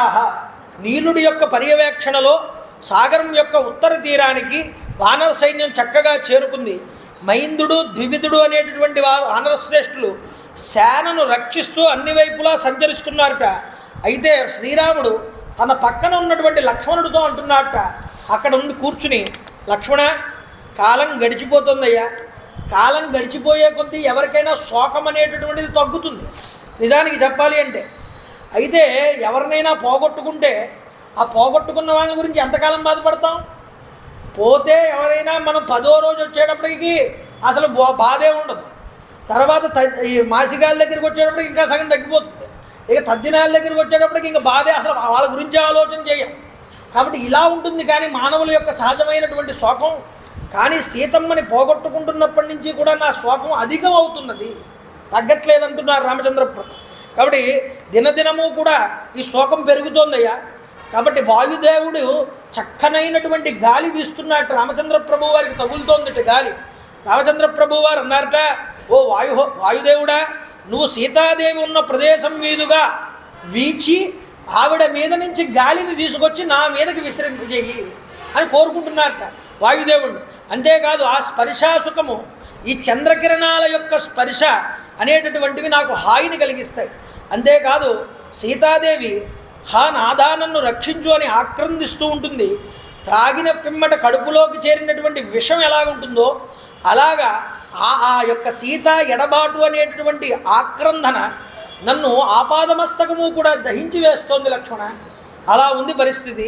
ఓ లక్ష్మణ, నువ్వు ఇక్కడే ఉండు, నేను ఒక్కడనే ఆ సముద్ర జలాల్లోకి వెళ్ళి ఆ సముద్ర జలాల్లో విశ్రమిస్తాను అన్నారు. ఎందుకని? సీతా విరహము అనేటటువంటి అగ్ని నన్ను దహించి వేస్తున్నది. ఈ అగ్నిని చల్లార్చాలంటే ఏం చేయాలి? సముద్ర జలాలు కూడా సరిపోవేమో అని నాకు అనిపిస్తున్నదయ్యా. కాబట్టి నేను వెళ్ళి సముద్రంలో కూర్చుంటానన్నారట. సీతాదేవి అంతటా అచట లంకలో ఉన్నది, ఇక్కడ నేనేమో ఇక్కడ కూర్చుని ఉన్నాను. ఒకే భూతలాన్ని మేమిద్దరం ఆశ్రయించున్నాం, ఒకే భూమిని. అందువల్లేనేమో ఇంత విరహాన్ని పొందుతున్నా ఇంకా నేను జీవించి ఉండడానికి కారణము. ఏ భూమినైతే నేను తాకుతున్నానో అదే భూమిని అక్కడ సీతమ్మ తల్లి కూడా తాకుతున్నది. అందువల్ల రామచంద్ర ప్రభు వారికి ఎంత విరహం వచ్చినా ఆ విరహాన్ని తట్టుకుని ఇంకా నిలబడుతున్నారట. అలా చెప్పుకున్నారు. సీతాదేవి క్షేమంగా ఉన్నదనేటటువంటి వార్త ఉన్నదే, ఆ వార్తే నన్ను ఇంకా ఇలా నిలబెట్టిందయ్యా. కాబట్టి ఆమె మీద ఉన్నటువంటి ప్రేమతోనే నేను ఇంకా జీవించి ఉండగలుగుతున్నాను. ఇలా పరితపిస్తూ ఇంత బాధ ఉన్నా అక్కడ సంధ్యాకాలం అయ్యేటప్పటికీ రామచంద్ర ప్రభు వారు తామర రేకుల వంటి కన్ను కలిగినటువంటి సీతాదేవిని ఒక్కసారి తలుచుకుని ఆ శోకంతో మునిగిన రామచంద్ర ప్రభు ఊరట చెంది అక్కడ స్మరన్ కమలపత్రాక్షీం సీతాం శోకాకులీకృత ఆశ్వసీతో లక్ష్మణేన రామాహ సంధ్యాముపాసిత. సంధ్యావందనాన్ని పూర్తి చేసుకున్నారు రామచంద్ర ప్రభు వారు ఆ యొక్క సముద్రంలో. అయితే తర్వాత హనుమంతుడు లంకానగరంలో వనర్చినటువంటి చాలా భయంకరమైన ఘోర కృత్యాలన్నింటినీ కూడా తలుచుకుని రావణాసురుడు ఒక పెద్ద మీటింగ్ పెట్టాడు. ఇప్పుడు ఒక్కసారి రానరులందరూ వచ్చి సముద్రం దగ్గర విడిది చేశారుగా, ఈ ప్రదేశాన్ని వీళ్ళని అలా ఉంచాడు. ఇప్పుడు లంకలో ఏం జరుగుతుందో చెప్తాడు వాల్మీకి మహర్షి. చూడండి, ఒక పెద్ద మీటింగ్ ఏర్పాటు చేసి సిగ్గుతో తల వంచుకున్నాడు రావణాసురుడు. మిగతా వాళ్ళందరూ చుట్టూరా కూర్చున్నారట. ఆ సభలో కూర్చుని మాట్లాడుతున్నట్ట రావణాసుడు, ఒరే రాక్షసులారా, ఇతరులకు ప్రవేశం కానటువంటి అసాధ్యమైనటువంటి ఈ లంకానగరంలో ఒక వానరమాత్రుడు ప్రవేశించాడా? దీన్నంతటినీ ధ్వంసం చేశాడా? అంతేకాకుండా జానకిని దర్శించాడా? ఆవిడతో మాట్లాడా? రాజభవనాలన్నింటినీ నేలమట్టం చేశాడా? ప్రముఖులైనటువంటి రాక్షసులందరినీ హతమార్చాడా? ఇదంతా ఒక కలలా జరిగిపోయింది. అయితే మీ క్షేమం కోసం ఇప్పుడు నేనేం చెయ్యాలో ఆలోచిస్తున్నాను. ఎందుకంటే ఒక్క వానరుడే వచ్చి ఇంత విధ్వంసం సృష్టించాడు అంటే వాడు వచ్చిన వాడు సాధారణమైన వానరుడై నేను ఉంటాడని నేను అనుకోవట్లేదు. కాబట్టి ఇప్పుడు మన కర్తవ్యం ఏమిటి? దీని గురించి ఆలోచించండి. మంత్రుల యొక్క చక్కని సూచనలు ఏవైతే ఉంటాయో అవి విజయానికి మూలమని ప్రజ్ఞాశాలులైనటువంటి పెద్దలందరూ కూడా చెప్తారు. కాబట్టి రాముని జయించడానికై తగినటువంటి సూచనలన్నీ నాకు చెప్పండి అని ఆ మంత్రులందరినీ కూడా అడిగాడు. అయితే లోకంలో ఉత్తములు, మధ్యములు, అధములు అనేటటువంటి ముగ్గురు ఉంటారు. వాళ్ళు ఎలా ఉంటారో చెప్తున్నారు. ఉత్తమ పురుషులు ఎప్పుడూ కూడా తన హితాన్ని కోరేటటువంటి వారు, ఆలోచనలు ఆలోచించి అందరితో సమర్థమైనటువంటి మంత్రులతో సుఖదుఖాలతో పాలు పంచుకుంటూ, మిత్రులతో తనతో మెలిగేటటువంటి బంధువర్గంతో పాలు పంచుకుంటూ, ఏదైనా కష్టం వచ్చినప్పుడు లోతుగా చర్చించి అందరి అభిప్రాయాలని తెలుసుకుని దాని మీద దాంట్లో ఉన్నతమైన అభిప్రాయం ఏమిటో తీసుకుని దాన్ని పాటిస్తాడు. ఇలా పాటించేవాడు ఎవడైతే ఉన్నాడో వీడు ఉత్తమ పురుషుడు. ఇక మధ్యమ పురుషుడు ఒకడు ఉంటాడు. వాడేమిటంటే తాను ఒక్కడే కార్యనిర్వహణ గురించి ఆలోచిస్తాడు. ఆ విషయాన్ని మంచి చెడ్డల గురించి నిర్ణయం తీసుకుంటాడు. ఇతరుల వారి గురించి సహాయాన్ని తీసుకోడు. అందువల్ల ఒంటరిగా కార్యాచరణకి పూనుకుంటాడు. కాబట్టి ఇలాంటి వాడు మధ్యముడు. ఇక గుణదోషాల గురించి కూడా ఆలోచించకుండా, దైవాన్ని ఆశ్రయించకుండా, దీన్ని నేను ఒక్కడనే సాధించగలననేటటువంటి ధీమాతో ఓ కార్యాన్ని మొదలు పెడతాడు ఒక్కొక్కడు. వాడు అందరికన్నా కూడా అధముడు అన్నారు. కాబట్టి పురుషులలో ఇలాంటి పురుషులలో వలె మంత్రాలోచనలో ఉత్తమ, మధ్యమ, అధమ అనేటటువంటి 3 భేదాలతో కూడుకున్నటువంటి ఆలోచనలు కూడా ఉంటాయి. కాబట్టి మంత్రులందరూ శాస్త్రీయ దృష్టిని అనుసరించి ఏకాభిప్రాయానికి వచ్చి చేసినటువంటి మంత్రం ఏదైతే ఉన్నదో మంత్రాంగం, అది ఉత్తమ శ్రేణికి చెందినటువంటి మంత్రాంగం. అంతేకాకుండా మధ్యమ శ్రేణికి చెందేటటువంటిది ఏదైతే ఉన్నదో అది భేదాభిప్రాయాలతో ఉంటుంది. ఒకటి చెప్తాడు, అది ఇంకొకడు దాన్ని అంగీకరించడు. కాబట్టి నాదే మంచి కరెక్ట్ అంటాడు. ఇలాంటిది ఏదైతే ఉన్నదో ఇది మధ్యమ నిర్ణయం. అయితే అసలు ఆలోచనలే శ్రేష్టమైనవి ఏమీ లేకుండా ఎవడి అభిప్రాయాలు వాళ్ళు కలిగి ఉండి కార్యసాధనకు ఉపయోగపడని నిర్ణయాలు చెప్తూ ఉంటారే, ఇది అన్నింటికన్నా అధమైనటువంటి నిర్ణయం. కాబట్టి మంత్రులారా, మీరందరూ కూడా ప్రజ్ఞావంతులని నేను నమ్ముతున్నాను.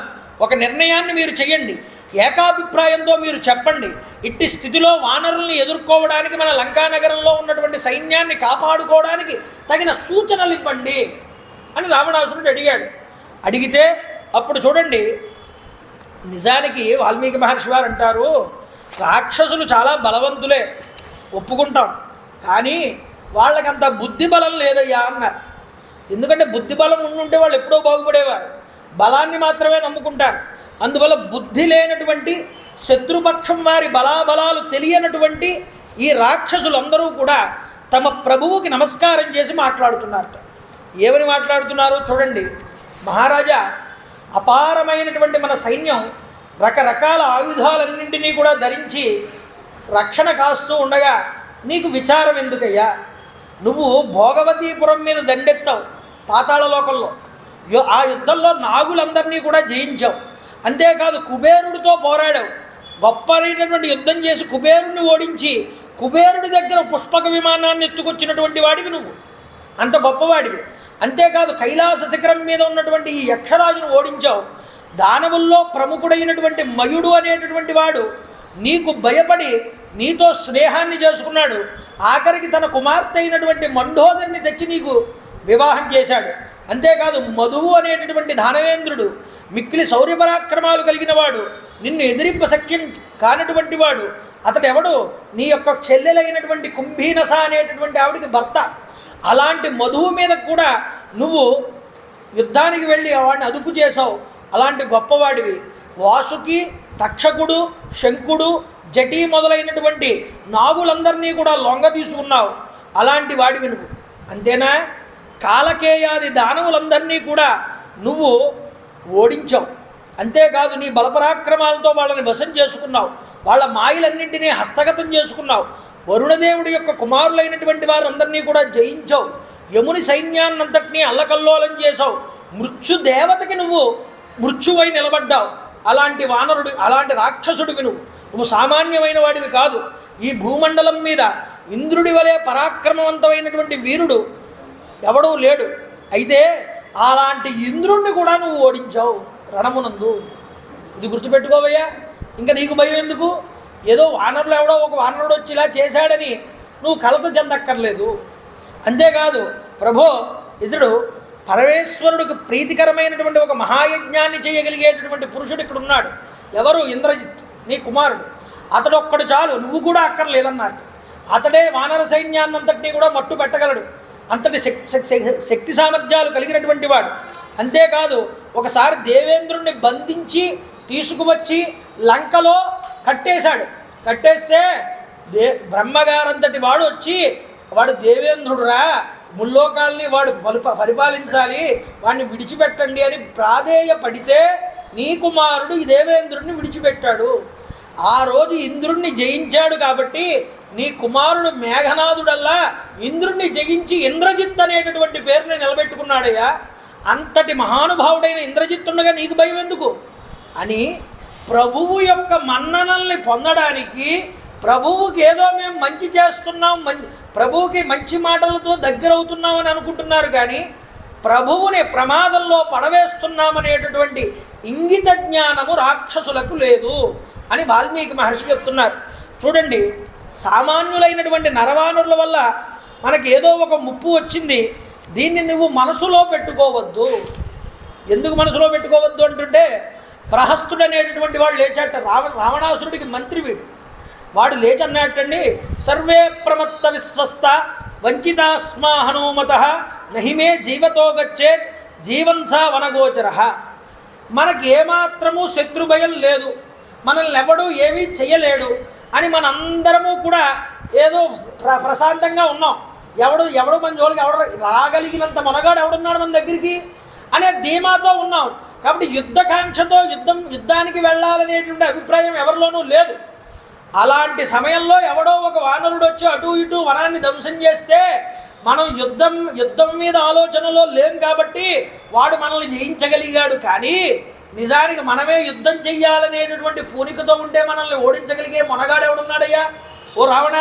కాబట్టి గుర్తుపెట్టుకో, ఏదో కాకతాళీయంగా జరిగిపోయింది ఆ విషయం. ఒక వానరుడు వచ్చి మనం ఏదో మంచి తమోగుణంలో నిద్రమత్తులో ఉన్నటువంటి సమయంలో వచ్చి చేసిన పని అది. మనం నిజంగా ఎలర్ట్గా ఉంటే మనల్ని ఎవడైనా ఏమైనా చేయగలడా అని ధైర్యం చెప్తున్నారు రావణాసుడికి. చూడండి, అవతల శత్రువు యొక్క బలం ఎంత గొప్పదో తెలుసుకోలేని పరిస్థితుల్లో ఉన్నారు ఈ రాక్షసులందరూ.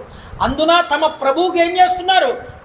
ఏదో మంచిగా ఇతనికి ఇష్టమైన మాటలన్నీ మాట్లాడుతున్నామని అనుకుంటున్నారు, కానీ నిజానికి ప్రభువుకి కీడు చేస్తున్నారు వీళ్ళందరూ కూడా. అవతల వ్యక్తి చాలా బలమైన వాడు, శత్రువు, మనం సంధి చేసుకోవడం ఉత్తమం అని ఎవడు మాట్లాడలేకపోతున్నాడు రావణాసుడి దగ్గర.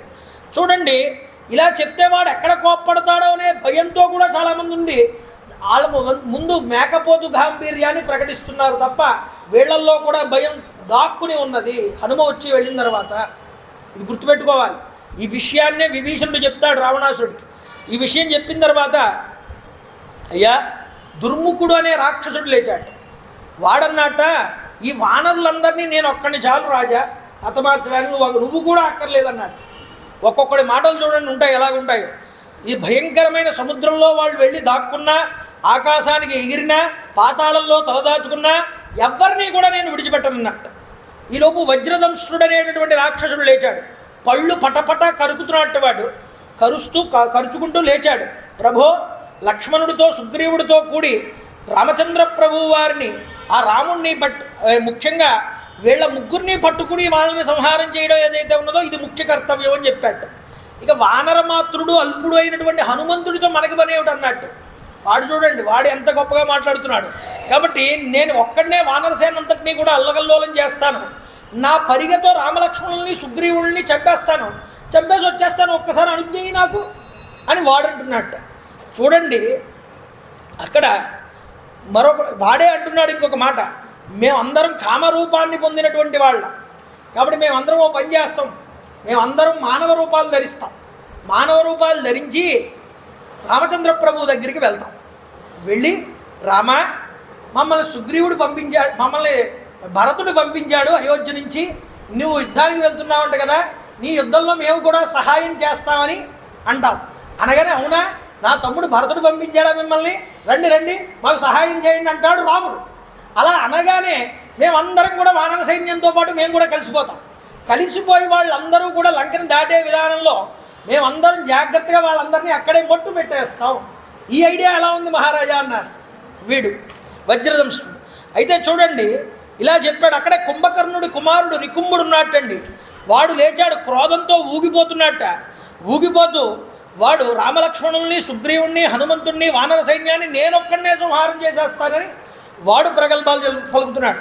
వజ్రహను అనేటటువంటి వాడు లేచి నాలిక పైకి ఊపుతూ వాడంటాట, అసలు వీళ్ళందరినీ చప్పలించేస్తానని మీరు అందరూ అక్కర్లేదు వెళ్ళండి, నేనే సంహారం చేస్తానన్నారు. ఇలా మాట్లాడుతూ ఉండగా మిగతా రాక్షసులు కూడా మాట్లాడారు. వాళ్ళందరూ ఏమంటున్నారంటే, ప్రభో రామలక్ష్మణుల్ని, సుగ్రీవుణ్ణి వంచనతో లంకను ధ్వంసం చేసినటువంటి హనుమంతుణ్ణి మేము తుదముట్టించేస్తామని వాళ్ళు లేచి శపథం చేశారట. ఈ రాక్షసులందరూ ఇలా ఇష్టం వచ్చినట్టు మాట్లాడుతూ ఉంటే అక్కడ విభీషణుడు లేచాట. విభీషణుడు లేచి మాట్లాడుతున్నాడు, చెప్తున్నాడు, నమస్కారం చేశాడు అన్నగారికి. చేసిన తర్వాత తాన్ గృహీతాయుధాన్ సర్వాన్ వారయిత్వా విభీషణ అబ్రవీత్ ప్రాంజలిర్వ్యాఖ్యం పునః ప్రత్యువసేత్యతాన్. ఓ నాయనులారా, ఎంతటి క్లిష్టకార్యమైనా సరే ముందుగా క్రమంగా సామము, దానము, భేదము, దండనము అనేటటువంటి 4 ఉపాయాలతో ముందరికి వెళ్ళాలి. కాబట్టి సాధ్యమైనప్పుడు చతురుపాయాల్లో నాలుగవదైనటువంటి దండోపాయాన్ని చివరిలో ఆలోచన చెయ్యాలి. మీరు మాట్లాడితే దండోపాయమే మాట్లాడుతున్నారు కానీ సామదాన భేదాల గురించి మీరు మాట్లాడట్లేదు. కాబట్టి నీతి శాస్త్రం తెలిసిన వాడు ఎవడైనా సరే శత్రువు, అవతల యొక్క శత్రువు ఎలాంటి వాడు, వాడి ఆనుపానులు ఎలాంటివి, వాడి యొక్క బలాబలాలు ఎలాంటివి, ఇవి తెలుసుకుని ప్రవర్తించాలి. కాబట్టి మీరు గుర్తుపెట్టుకోండి, శ్రీరాముడు అన్ని విధాలుగా కూడా సన్నద్ధుడై యుద్ధానికి వస్తున్నాడు. ఏదో తేలికగా తాను ఒక్కడు వచ్చేయట్లేదు, తనకు కావలసినటువంటి సైన్యాన్ని సమకూర్చుకున్నాడు. అలా సమకూర్చుకున్నటువంటి వాడు ఆ యొక్క రామచంద్ర ప్రభు. అందున కామక్రోధాదులన్నింటినీ కూడా జయించినటువంటి వాడు అజేయుడు. అలాంటి వాడి మీద దండెత్తడానికి ఎందుకు మీరందరూ తొందరపడుతున్నారు? ఒక్కసారి మీరు ఆలోచించండి. కాబట్టి కంగారు పడకూడదు. శత్రువు మీదకి వెళ్తున్నప్పుడు శత్రువు యొక్క శక్తి సామర్థ్యాలను ఎరుంగకుండా అనాలోచితంగా అవతల వారిని చులకన చేసి మనం ఆలోచనలు చేయకూడదు అని చెప్పాడు. అంతేకాదు శ్రీరాముడు రావణాసురుడికి చేసినటువంటి అపకారం ఏదైనా ఉన్నదా, దీని గురించి ఒక్కసారి మీరు ఆలోచించండి. అంటే రావణాసురుడికి రాముడికి అపకారం ఏమీ చేయలేదు. రావణుడే మన అన్నగారే ఆ యొక్క రాముడి యొక్క భార్యని అపహరించి తీసుకొచ్చి ఇక్కడ పెట్టుకున్నాడు. అదేమిటండి, జనస్థానంలో 14,000 మంది కరదూషణాదులతో సహా అందరినీ చంపేశాడు రాముడు, మనకెందుకు అపకారం చేయలేదని అంటారా మీరు? అయితే రాముడు జోలికి వాళ్ళు వచ్చారా, వాళ్ళు రాముడు జోలికి వెళ్ళారా, మీరు రాముడు వాళ్ళ జోలికి వెళ్ళాడా? మీరు ఆలోచించండి ఒక్కసారి. రాముడి మీదకి మన వాళ్ళు వెళ్ళారు. శరీరాన్ని ఎవడైనా తనను రక్షించుకోవడానికి ప్రయత్నిస్తాడు. అలా ప్రయత్నించడంలో రాముడు తన శరీరాన్ని కాపాడుకోవడానికి వాళ్ళందరినీ సంహారం చేయవలసి వచ్చింది. కాబట్టి మన వాళ్ళు వెళ్ళి రాముడితో గొడవ పెట్టుకుంటే సంహరించబడిపోయారు అంటే అది ఎంతవరకు న్యాయం? ఇది కూడా మీరు ఆలోచించండి. కాబట్టి మన వాళ్ళు ఆయువు క్షీణించి రాముడి మీదకి వెళ్ళారు. కాబట్టి సీతాదేవిని మన అన్నగారు పట్టుకుని వచ్చినప్పటి నుంచి కూడా మనందరికీ అంతులేనటువంటి భయం అనేటటువంటిది పట్టుకుంది. ఇది మాత్రం నిజం. మీరందరూ బయటికి చెప్పలేకపోతున్నారు, నేను మాత్రం బయటికి చెప్తున్నాను. అన్నయ్య, నువ్వు ఎన్ని మాటలు చెప్పినా చెప్పు, ఇది మాత్రం సత్యం. వీళ్ళందరూ మేకపోతు గాంభీర్యం కింద వాళ్ళని చంపేస్తాను వీళ్ళని చంపేస్తానని అంటున్నారు. కానీ హనుమ వచ్చి వెళ్ళినప్పటి నుంచి వీళ్ళందరూ వాళ్ళ మనసులో చాలా భయాన్ని పొందుతున్నారయ్యా. ఇది నీ దగ్గర బయట పెట్టట్లేదు, వీళ్ళెవ్వరూ కూడా చాలా భయపడుతున్నారు. కాబట్టి నువ్వు అర్థం చేసుకో, వీళ్ళ మాటలు పట్టుకుని నువ్వు ఒక నిర్ణయానికి రావద్దన్నాడు. సీతాదేవిని తీసుకువెళ్ళి ఆ రామచంద్ర ప్రభు వారికి అప్పగిస్తే మన లంక, మన రాక్షస వీరులు అందరూ రక్షించబడతారు. లేదంటావా రాముడు తన యొక్క బాణ పరంపర చేతనే ఈ లంకనంతటినీ తుదముట్టించగలడు. కాబట్టి అన్నయ్య, నేను నీకు తమ్ముణ్ణి కాబట్టి నీ మంచిని నీ హితాన్ని కోరుకునేటటువంటి వాణ్ణి కాబట్టి నా మాట మన్నించి ఆ సీతాదేవిని తీసుకువెళ్ళి రామచంద్ర ప్రభు వారికి అప్పగించే అన్నయ్య. ఎందుకంటే క్రోధం ధర్మాచరణకు అవరోధం వంటిది. ధర్మం ఆచరించేటటువంటి వాడికి క్రోధం పనికిరాదన్నయ్య, క్రోధాన్ని విడిచిపెట్టన్నయ్యా అన్నాడు. అంతేకాదు సుఖాన్ని దూరం చేసేస్తుందట కోపం ఏదైతే ఉన్నదో అది మనిషికి. కాబట్టి సుఖం ఎక్కడుంది? ఈరోజు ఎంత కంగారు పడుతున్నావు? శత్రువు ఎక్కడి నుంచి దాడి చేస్తాడనేటటువంటి ఆలోచనలో సుఖాన్ని పొందగలుగుతున్నావా? పొందలేకపోతున్నావే. క్రోధాన్ని విడిచిపెట్టన్నయ్యా. కాబట్టి దాన్ని విడిచిపెట్టి ఆనందాన్ని కూర్చేటటువంటి కీర్తి ప్రతిష్టలను పెంచేటటువంటి ధర్మాన్ని పట్టుకో అన్నయ్యా. ఒక ధర్మాత్ముడు ఇంటిలో ఉంటే ఆ ఇంటికి ఎంతటి ఉపకారం చేస్తాడన్నది విభీషణుడి ద్వారా మనకు తెలుస్తుందండి. వినడం వినకపోవడం రావణాసురుడి యొక్క దుశ్చర్య మీద ఆధారపడి ఉన్నది. కానీ మంచి చెప్పేవాడు ఒకడు ఉన్నాడా లేదా ఇంట్లో? ఆ ధర్మం వైపు నడిచేవాడు ఒకడు ఉంటే వాడి మాటని పట్టుకోవడం అనేటటువంటిది కూడా పురాకృత పుణ్య విశేషం వల్ల మాత్రమే వస్తుంది ఎవరికైనా సరే. ఇది విభీషణుడు చెప్పినా రావణాసురుడి బుద్ధికి ఎక్కట్లేదు. కాబట్టి ఏం చెప్పాడు? ధర్మాన్ని అనుసరించన్నయ్యా. కాబట్టి రావణాసురుడు ఈ విభీషణుడు పలికిన పలుకులన్నింటినీ కూడా విని ఆ సదస్సులందరినీ కూడా విడిచిపెట్టి లేచి సింహాసనం నుంచి కోపంగా అక్కడి నుంచి వెళ్ళిపోయాడు. వెళ్ళిపోయిన తర్వాత విభీషణుడు అన్నగారికి కోపం వచ్చింది అని తెలుసుకున్నాడు, అర్థమైంది.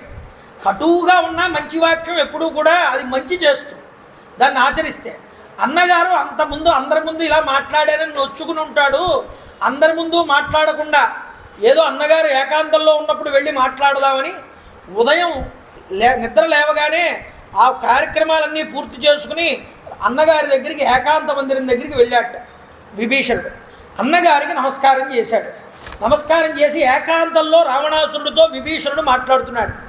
అన్నయ్య, మన లంకాపట్టణంలో నువ్వు సీతమ్మ తల్లిని తీసుకువచ్చినప్పటి నుంచి కూడా ఇక్కడ కొన్ని అపశకునములు అనేటటువంటివి కనిపిస్తున్నాయి అన్నయ్య. ఇది నువ్వు గుర్తిస్తున్నావో గుర్తించట్లేదో నాకు తెలియదు, కానీ నేను మన రాక్షసులు అందరూ కూడా దీన్ని చాలామంది గుర్తిస్తున్నారు. ఏమిటవి అంటే, అన్నయ్య ఇలా చూశాట రావణాసురుడు. అంటే ఏమిటి? కూర్చో అని చెప్పడం. వెళ్ళి కూర్చున్నాడు సింహాసనంలో. పైన సింహాసనం మీద రావణాసురుడు కూర్చున్నాడు. విభీషణుడు మాట్లాడుతున్నాడు రావణాసురుడితో. అన్నయ్య, లంకానగరానికి సీతాదేవిని నువ్వు తీసుకొచ్చినప్పటి నుంచి కూడా కొన్ని అపశకునాలు కనిపిస్తున్నాయి. వేదమంత్రపూర్వకంగా హోమకార్యాల్లో అగ్ని సక్రమంగా వెలగట్లేదన్నయ్య. పొగతో నిండిపోతుంది తప్ప ప్రజ్వలించట్లేదు అగ్నిహోత్రుడు. అంతేకాదు అగ్నిగుండాల నుండి నిప్పురవ్వలు చిటపట శబ్దములతో పైకి ఎగురుతున్నాయన్నయ్య. ఈ జ్వాలల నుండి పొగలు కమ్ముకుంటున్నాయన్నయ్య. అంతేకాదు వంటశాలలలో, అగ్ని గృహాల యందు, వేదాధ్యయనం చేసేటటువంటి ప్రదేశాల యందు సర్పములు వచ్చి తిరుగుతున్నాయన్నయ్య. అంతేకాదు అంటే ఇవన్నీ కూడా అశుభ శకునాలండి. ఈ శకునాల వల్ల ఏదో పెద్ద ఇబ్బంది రాబోతుంది మనకి అని మనం గుర్తించాలి. అంతేకాదన్నయ్య, హోమద్రవ్యములైనటువంటి నెయ్యి, పాలు, పెరుగు, పాయసము మొదలైన వాటి యందు చీమలు పడుతున్నాయి విపరీతంగా. అంతేకాదు పాడి ఆవులు వట్టిపోతున్నాయి అన్నయ్య. అంతేకాదు భద్రగజాలు మదజలధారల్ని స్రవించట్లేదన్నయ్య. అశ్వములు దీనంగా సకిలిస్తున్నాయన్నయ్య. పచ్చగడ్డిని తినట్లేదన్నయ్య. అంతేకాదు మన యొక్క గాడిదలు, ఒంటెలు, కంచెరగాడిదలు మొదలైన వాటి యొక్క రోమాలన్నీ కూడా నిక్కబొడుచుకుని ఉన్నాయన్నయ్య. అవి నిరంతరం కన్నీరు కారుస్తూ చికిత్స చేస్తున్నా సరే స్వస్థత చేకూర్చుకోవట్లేదన్నయ్య. అంతేకాదు కాకులన్నీ గుంపులు గుంపులుగా చేరి అన్ని ఇళ్ల మీద వాలి కటువుగా అరుస్తున్నాయన్నయ్య. ఇది గుర్తుపెట్టుకో. అంతేకాదు మేడల పైభాగంలో సామూహికంగా వాలుతున్నాయి. నగరమునందలి భవనాల మీద వలయాకారంలో తిరుగుతున్నాయి ఈ కాకులన్నీ కూడా. ఉదయవేళల యందు, సాయం సమయాల యందు నగరాల దగ్గరికి చేరుకుని ఆ యొక్క నక్కలు నగర సమీపంలో ఊళ్ళ పెడుతున్నాయన్నయ్య. అశుభకంగా అరుస్తున్నాయి. జంతువుల్ని చంపి భక్షించేటటువంటి క్రూర మృగాలు నగరంలోకి వచ్చేస్తున్నాయి అన్నయ్య. అంతేకాదు నీకు సమ్మతమైతే ఆ సీతాదేవిని నువ్వు తీసుకువెళ్ళి రామచంద్ర ప్రభు వారికి అప్పగించు. మన తప్పిదాలకు తగిన ప్రాయశ్చిత్తం చేసుకుందామన్నయ్య. లోకజ్ఞానం లేక కానీ, మన జీవితం మీద ఏదో ఆశ పొంది ఉండడం వల్ల కానీ ఈ మాటలు నేను చెప్పట్లేదు. ఒకవేళ నీకు అలా అనిపిస్తే ఈ సూచనల్ని తప్పుగా నువ్వు భావించద్దన్నయ్యా అన్నాడు. ఈ అపశకునాలన్నీ కూడా నాకే కాదు, రాక్షసులకి, రాక్షస స్త్రీలకి, పుర ప్రముఖులకి, అంతఃపుర వాసులకి అందరికీ కూడా కనిపిస్తున్నాయన్నయ్య. ప్రహస్తుడు మొదలైన మంత్రులు అందరూ ఈ విషయాల్ని నీకు విన్నవించడానికి వెనకాడుతున్నారు, చెప్పట్లేదు, నీకు దాచేస్తున్నారు. నేను చూచిన వాటిని, విన్న వాటిని నీకు తెలపడం నా కర్తవ్యం. కాబట్టి నేను నీకు చెప్తున్నాను, ఈ విషయాలన్నింటినీ లోతుగా ఆలోచించి సముచితమైనటువంటి కార్యాన్ని నువ్వు ముందరకి నడుపు, ఒక ఆలోచనకి రా. కాబట్టి రావణాసురుడి యొక్క క్షేమాన్ని కోరుతూ ఆ మంత్రులందరినీ పిలిపించి వారి సమక్షంలో ఈ విషయాన్నంతటినీ కూడా విన్నవించాడు. రావణాసురుడు ఒక్కసారిగా క్రోధాన్ని పొందాటండి. ఈ మాటలు విని ఏమి వాడేం పశ్చాత్తాపడలేదు, క్రోధాన్ని పొందాడు. మళ్ళీ క్రోధాన్ని పొందంటాడు, అసలు నువ్వు చెప్తున్న వాటికి నేనేమీ భయపడట్లేదు అన్నాడు రావణాసురుడు. భయపడట్లేదు, ఎట్టి పరిస్థితుల్లో కూడా శ్రీరాముడికి సీతను తీసుకువెళ్ళి అప్పగించేటటువంటి ప్రసక్తే లేదన్నాడు. ఎంత మాత్రం చెప్తాడండి తమ్ముడు మాత్రం. అయితే సీతాదేవి యందు కామమోహితుడై ఉన్నాడు ఈ రావణాసురుడు. పరస్త్రీ యందు ఎప్పుడైతే కామాన్ని పెట్టుకున్నాడో అదే వాడి పతనానికి చిహ్నం. ఆ భయం లోపల ఉన్నది. ఇప్పుడు వీడికి సపోర్ట్ చేసేవాళ్ళు ఎవరైనా ఉన్నారా లేదా అది కూడా చూసుకోవాలిగా. వీడు రాత్రికి రాత్రి పంపించేసి తమ్ముడిని ఆ రోజు రాత్రికే ఒక అర్జెంట్ సమావేశం ఇంకోటి ఏర్పాటు చేశాడు. అర్జెంట్ సమావేశం ఎక్కడ ఏర్పాటు చేశాడు? ఈసారి రాజమందిరంలో పెట్టలేదు మీటింగ్, ఆలోచన మందిరం అని ఒకటి ఉంటుంది ప్రత్యేకంగా రావణాసురుడికి. అక్కడ నిర్ణయాలు తీసుకుంటూ ఉంటాడు. ఈ ఆలోచన మందిరం దగ్గరికి రాత్రి 8 గంటలకి మీటింగ్ పెట్టాడు. పెడితే రాక్షసుల్ని పంపించాడు. రాక్షసుల్లో మన ప్రముఖులైనటువంటి రాక్షసులందరినీ ఉన్నపడంగా ఆలోచన మందిరానికి తీసుకురండి. ఆ ఆలోచన మందిరానికి వెళ్ళాట రావణాసురుడు. ఆలోచన మందిరానికి వెళ్ళి అక్కడ 600 పిశాచాలు ఆ ఆలోచన మందిరాన్ని కాపు కాస్తూ ఉన్నాయట. ఆ మందిరంలోకి వెళ్ళాడు. ఈలోపు నగరంలో ఉన్న ప్రముఖులందరినీ వెంట పెట్టుకుని ఈ రాక్షసులందరూ కూడా తీసుకుని వచ్చారు. తీసుకుని వచ్చిన తర్వాత మంత్రులు అన్ని విధాలుగా కూడా మంచి అవగాహన కలిగిన వాళ్ళందరూ కూడా వచ్చి కూర్చున్నారు. విభీషణుడు కూడా వచ్చాట. మేలైనటువంటి గుర్రాలు పొంచినటువంటి రథం మీద వచ్చి సభకు వచ్చాడు. సభలో అడుగుపెట్టిన తర్వాత తన పేరు చెప్పుకుని, గోత్రం చెప్పుకుని, ప్రవర చెప్పుకుని అన్నగారికి సాష్టాంగ నమస్కారం చేసి ఉచితాసనంలో కూర్చున్నాడు విభీషణుడు కూడా. అయితే చూడండి, రావణాసురుడికి సభకు విచ్చేసిన వారందరినీ బాగుగా ఒక్కసారి పరికించి చూశాడు. ఇలా పరికించి చూసి సేనాధిపతి అయినటువంటి ప్రహస్తుడితో అంటున్నట్టు మొట్టమొదట ఏమని అంటే, ఓ సేనాపతి, యుద్ధ విద్యల్లో ఆరితేరినటువంటి మన రథ, గజ, పతగ ఆ పదాది దళాల యోధులందరూ జాగరూకులై నగరాన్ని రక్షిస్తూ ఉండాలి. ఎందుకంటే శత్రువులు మన మీద దాడి చేయడానికి సిద్ధంగా ఉన్నారు. మన రక్షణ వ్యవస్థ అంతా సరిగ్గా ఉందా లేదా, కాబట్టి ఒకవేళ లేకపోతే వాళ్ళందరినీ అలర్ట్ చేయమని చెప్పాడు. చెప్పిన తర్వాత మిత్రులందరితో మాట్లాడుతున్నాడు సభా సమావేశం. ఓ మిత్రులారా, నేను చెయ్యదలుచుకున్నటువంటి కార్యములన్నింటినీ ఇంతకు ముందే మీకు ఏం చేస్తానో చెప్పాను. మీటింగ్ జరిగింది, కానీ ఆ మీటింగ్లో నా తమ్ముడైనటువంటి కుంభకర్ణుడు లేడు. వాడు గత 6 నెలల మట్టి నిద్రపోతున్నాడు. వాడు ఈరోజే నిద్ర లేచాడు. కాబట్టి ఈ కుంభకర్ణుడు ఉన్నాడు. కాబట్టి ఈ కుంభకర్ణుడు యొక్క సమక్షంలో ఇంకోసారి మీటింగ్ వేయాలని అనుకున్నాను. కాబట్టి కుంభకర్ణుడు కూడా వచ్చాడు. ఇప్పుడు నా మనసులో ఉన్న అభిప్రాయాన్ని చెప్తున్నాను వినండి అన్నాడు.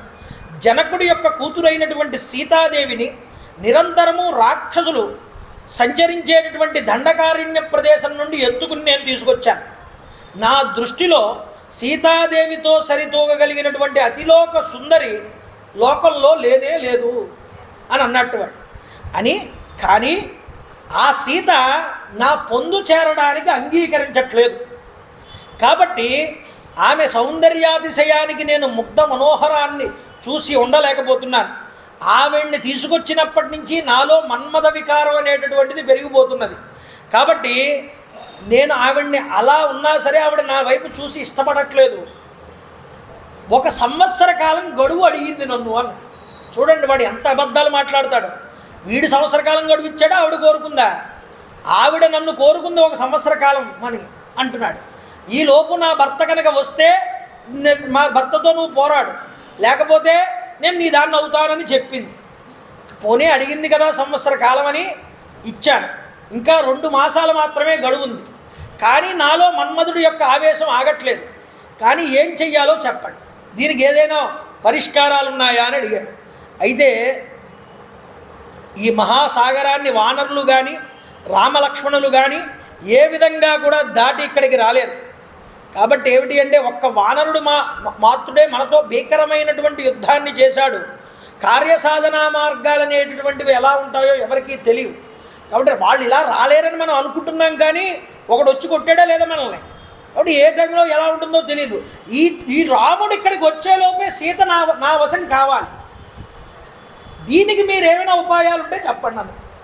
వాడు చూడండి అంటే ఏమిటి అంటే సీతని లొంగ తీసుకుని రాముడిని దెబ్బ కొట్టాలి, అంతేగాని రాముడి మీదకి డైరెక్ట్గా అటాక్ ఇవ్వాలనే ఉద్దేశం రావణాసురుడు లేదండి. కాబట్టి మీరు ఏమైనా ఉపాయాలు ఉంటే చెప్పండి అన్నాడు. కాబట్టి ఎందుకంటే మీరు ఇదివరకు దేవాసుర యుద్ధాల్లో కూడా నాకు చాలా సలహాలు ఇచ్చి యుద్ధాల్లో నన్ను ముందరికి నడిపించి యుద్ధంలో నన్ను నెగ్గించారు, కాబట్టి మీరు ఏదైనా చెప్పగలరా అంటే నేను మాత్రం ఎట్టి పరిస్థితుల్లో రాముడికి మాత్రం తీసుకెళ్ళి సీతను అప్పగించను, అలా చెప్పేవాళ్ళు ఎవరైనా ఉంటే ముందే వెళ్ళిపోండి ఇక్కడి నుంచి అన్నాడు. కాబట్టి చెప్పండి మీరు ఏం చేయాలో చెప్పండి అన్నాడు. రాముడిని చంపి తీరతానన్నాడు. ఈ రెండింటిని దృష్టిలో ఉంచుకుని బాగా నిశ్చితాభిప్రాయానికి చెప్పండి అన్నాడు. కాబట్టి ఈ మాటలు ఎప్పుడైతే మాట్లాడాడో రాముడు, అక్కడ కుంభకర్ణుడు కూర్చుని ఉన్నాడు. కుంభకర్ణుడు లేచాడు. అన్నగారి ఉద్దేశం ఏమిటో అర్థమైంది. కుంభకర్ణుడు లేచి నిలబడి నమస్కారం చేశాడు అన్నకి. అయితే ప్రభో, రామలక్ష్మణుల్ని వంచి వారి ఆశ్రమం నుండి సీతాదేవిని అపహరించి తీసుకుని వచ్చేటప్పుడే మాతో ఒక్కసారి నువ్వు సంప్రదించి నిర్ణయం తీసుకోవాల్సింది అని అడిగాడు. అంతేకాదు, ఎందుకంటే మహారాజా నువ్వు సీతాపహరణం చేసేసి ముందు వెనకలు ఆలోచించకుండా శత్రువు మన దగ్గరికి వచ్చి కూర్చున్న తర్వాత ఇప్పుడు మీటింగ్ పెట్టడం వల్ల ప్రయోజనం ఏమీ లేదన్నాడు. చూడండి, ఎందుకు అంటే నీరంతా వెళ్ళిపోయిన తర్వాత ఆనకట్ట కట్టి ప్రయోజనం ఏముందన్నయ్య ఆలోచించు. గత జల సేతు బంధనంలో ఉంది నువ్వు మాట్లాడే తీరంతా కూడా. కాబట్టి అన్న, నిశ్చయాత్మక బుద్ధి కలిగినటువంటి ప్రభువు తన రాజ్యకార్యాల్ని న్యాయంగా నిర్వహించాలి. నువ్వు అక్కడ తేడా పడింది నీకు, నువ్వు న్యాయంగా నడపలేదు.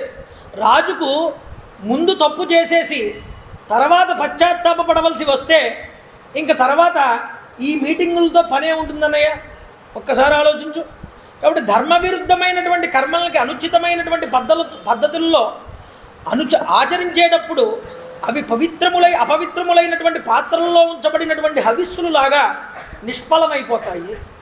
కాబట్టి నువ్వు ఒక నిర్ణయం తీసుకుని అందరితో ఒక మాట మాట్లాడి మాట మంచి చేసుకుని ఒక పని చేస్తే దానికి ఒక అందం. నువ్వు ఎవరిని విచారణ చేయకుండా నీ ఇష్టం వచ్చినట్టు ఎత్తుకు తీసుకొచ్చేసావు. ఇప్పుడు మీటింగ్ పెడితే దానివల్ల ప్రయోజనం ఏముంది? ఏమీ లేదన్నాడు.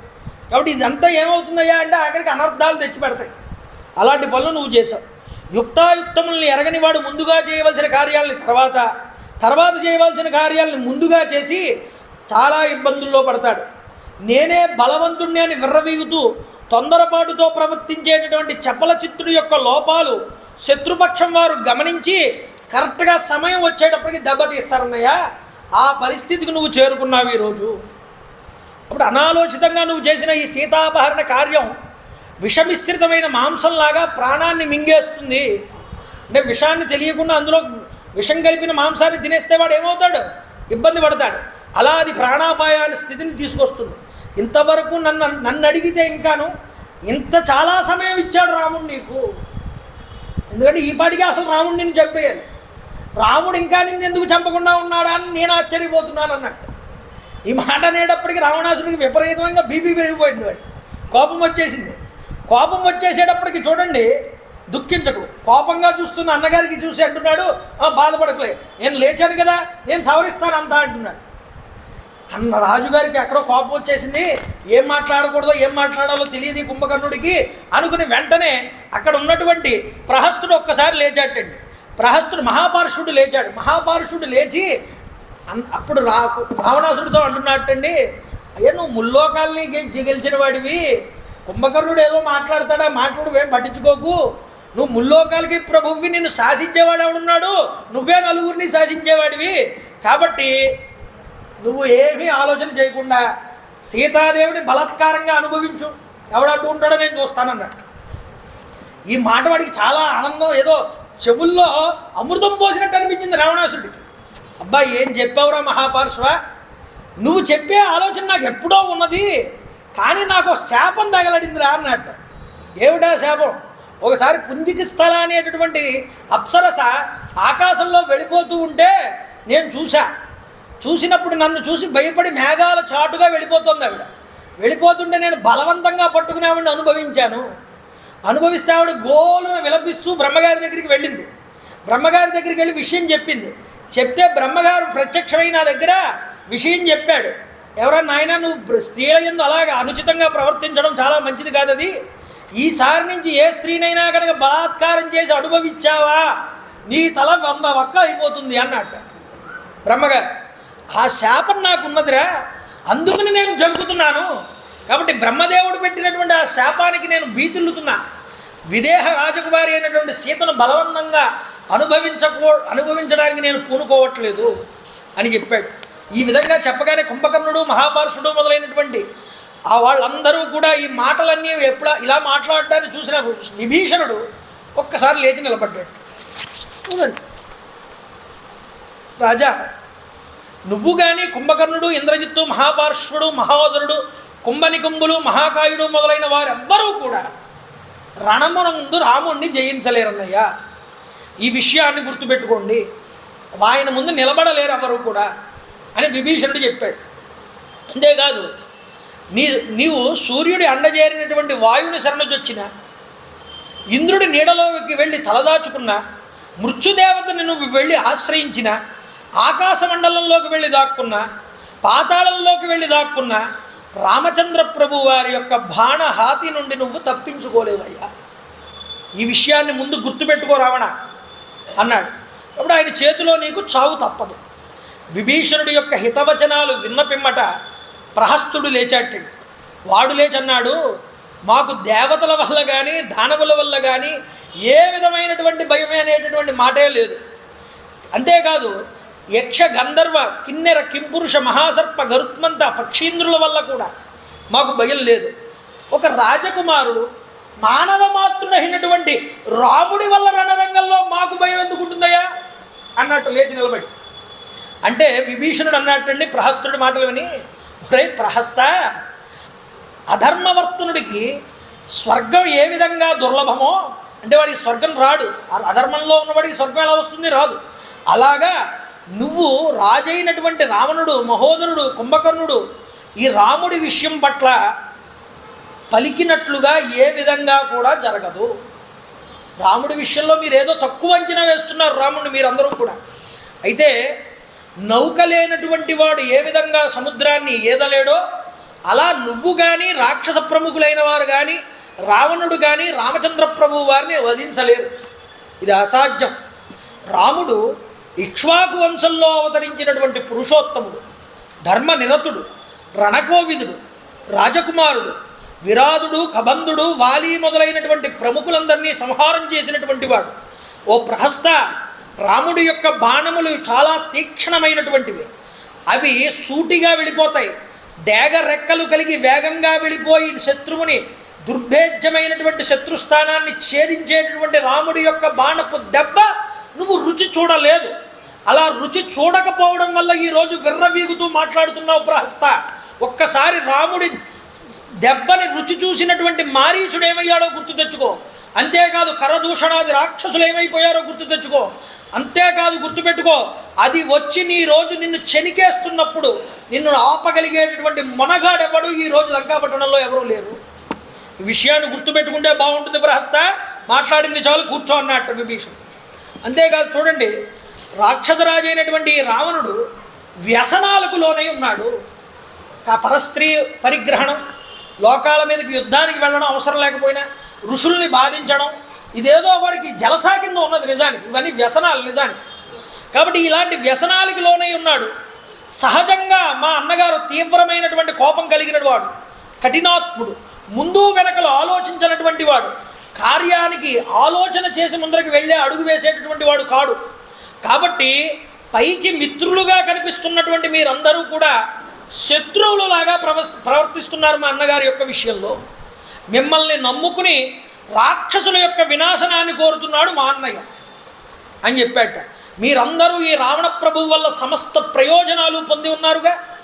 ఏది కావాలంటే అది చేసి పెట్టాడు మీ అందరికీ.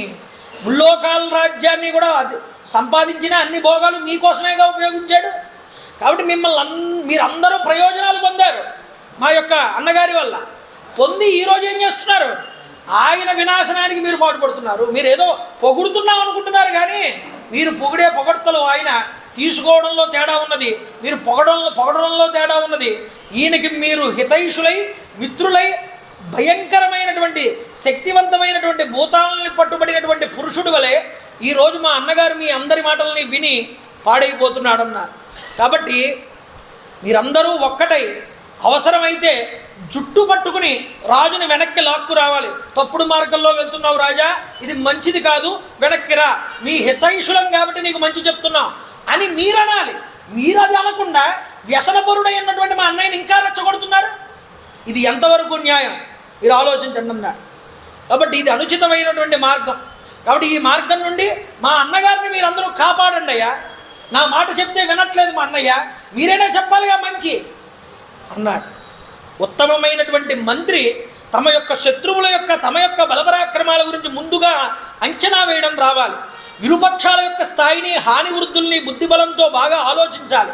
సమగ్రంగా బలంతో బాగుగా ఆలోచించి సమగ్రంగా ఎరిగి తమ ప్రభువు యొక్క హితాన్ని కోరి సముచితమైనటువంటి సూచనలు చెయ్యాలి.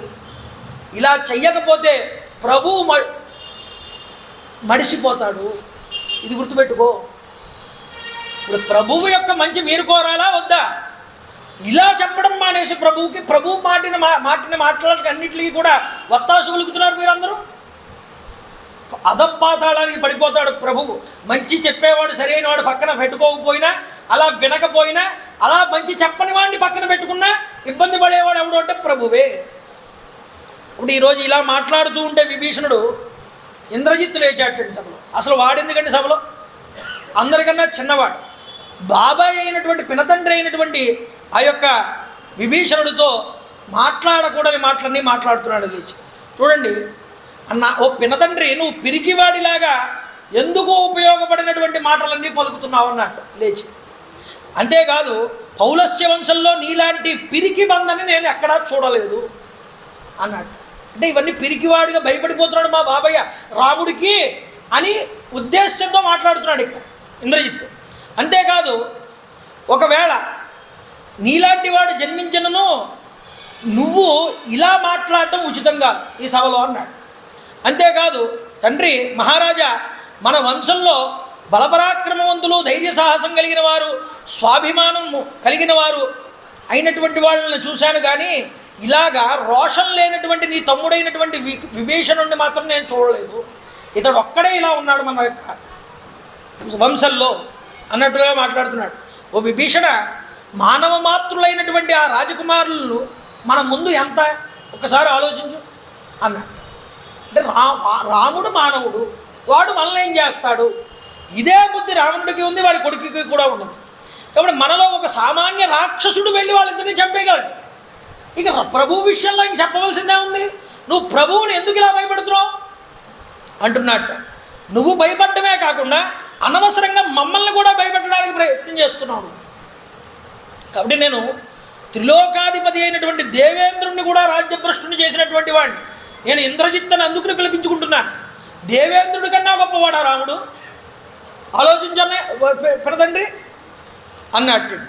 కాబట్టి నేను పట్టుబట్టి ఐరావతం యొక్క 2 దంతాలని కూడా విరిచినటువంటి వాడిని. కాబట్టి దాన్ని భూతలంలోకి విసిరేసినటువంటి వాడిని. నాకు సామాన్య మానవ మాతృలైనటువంటి ఈ రాజకుమారులో లెక్క అన్నాడు. ఈ పలికినటువంటి మాటలన్నీ విన్న తర్వాత విభీషణుడు వెంటనే అప్పటిదాకా కోపంగా లేడండి, సామాన్యంగా మాట్లాడాడు విభీషణుడు. ఎప్పుడైతే కుర్రకుంక అయినటువంటి ఇంద్రజిత్తు కూడా మాట్లాడేశాడో ఇలా లేచి నిలబడి తన స్వాభిమానాన్ని, తన యొక్క విలువని నిలబెట్టుకోవాలి సభలో. అందువల్ల ఆయన మాట్లాడుతున్నాడు. ఒరే నాయన ఇంద్రజిత్, నువ్వు బాలుడివిరా, నువ్వు చిన్నపిల్లవాడివి, నీకేం తెలుసు యుద్ధ విద్య గురించి, విషయాల గురించి, రాజతంత్రం గురించి? నీకు బుద్ధి చెప్పడం వల్ల నువ్వు ఇలా మాట్లాడుతున్నావు. కర్తవ్యాలను నిర్ణయించగలిగేటటువంటి శక్తి నీకు లేదు. అసలు నిన్ను కాదు అనవలసింది, నిన్ను ఈ సభకు పిలిచిన వాళ్ళని అలా అన్నాడు.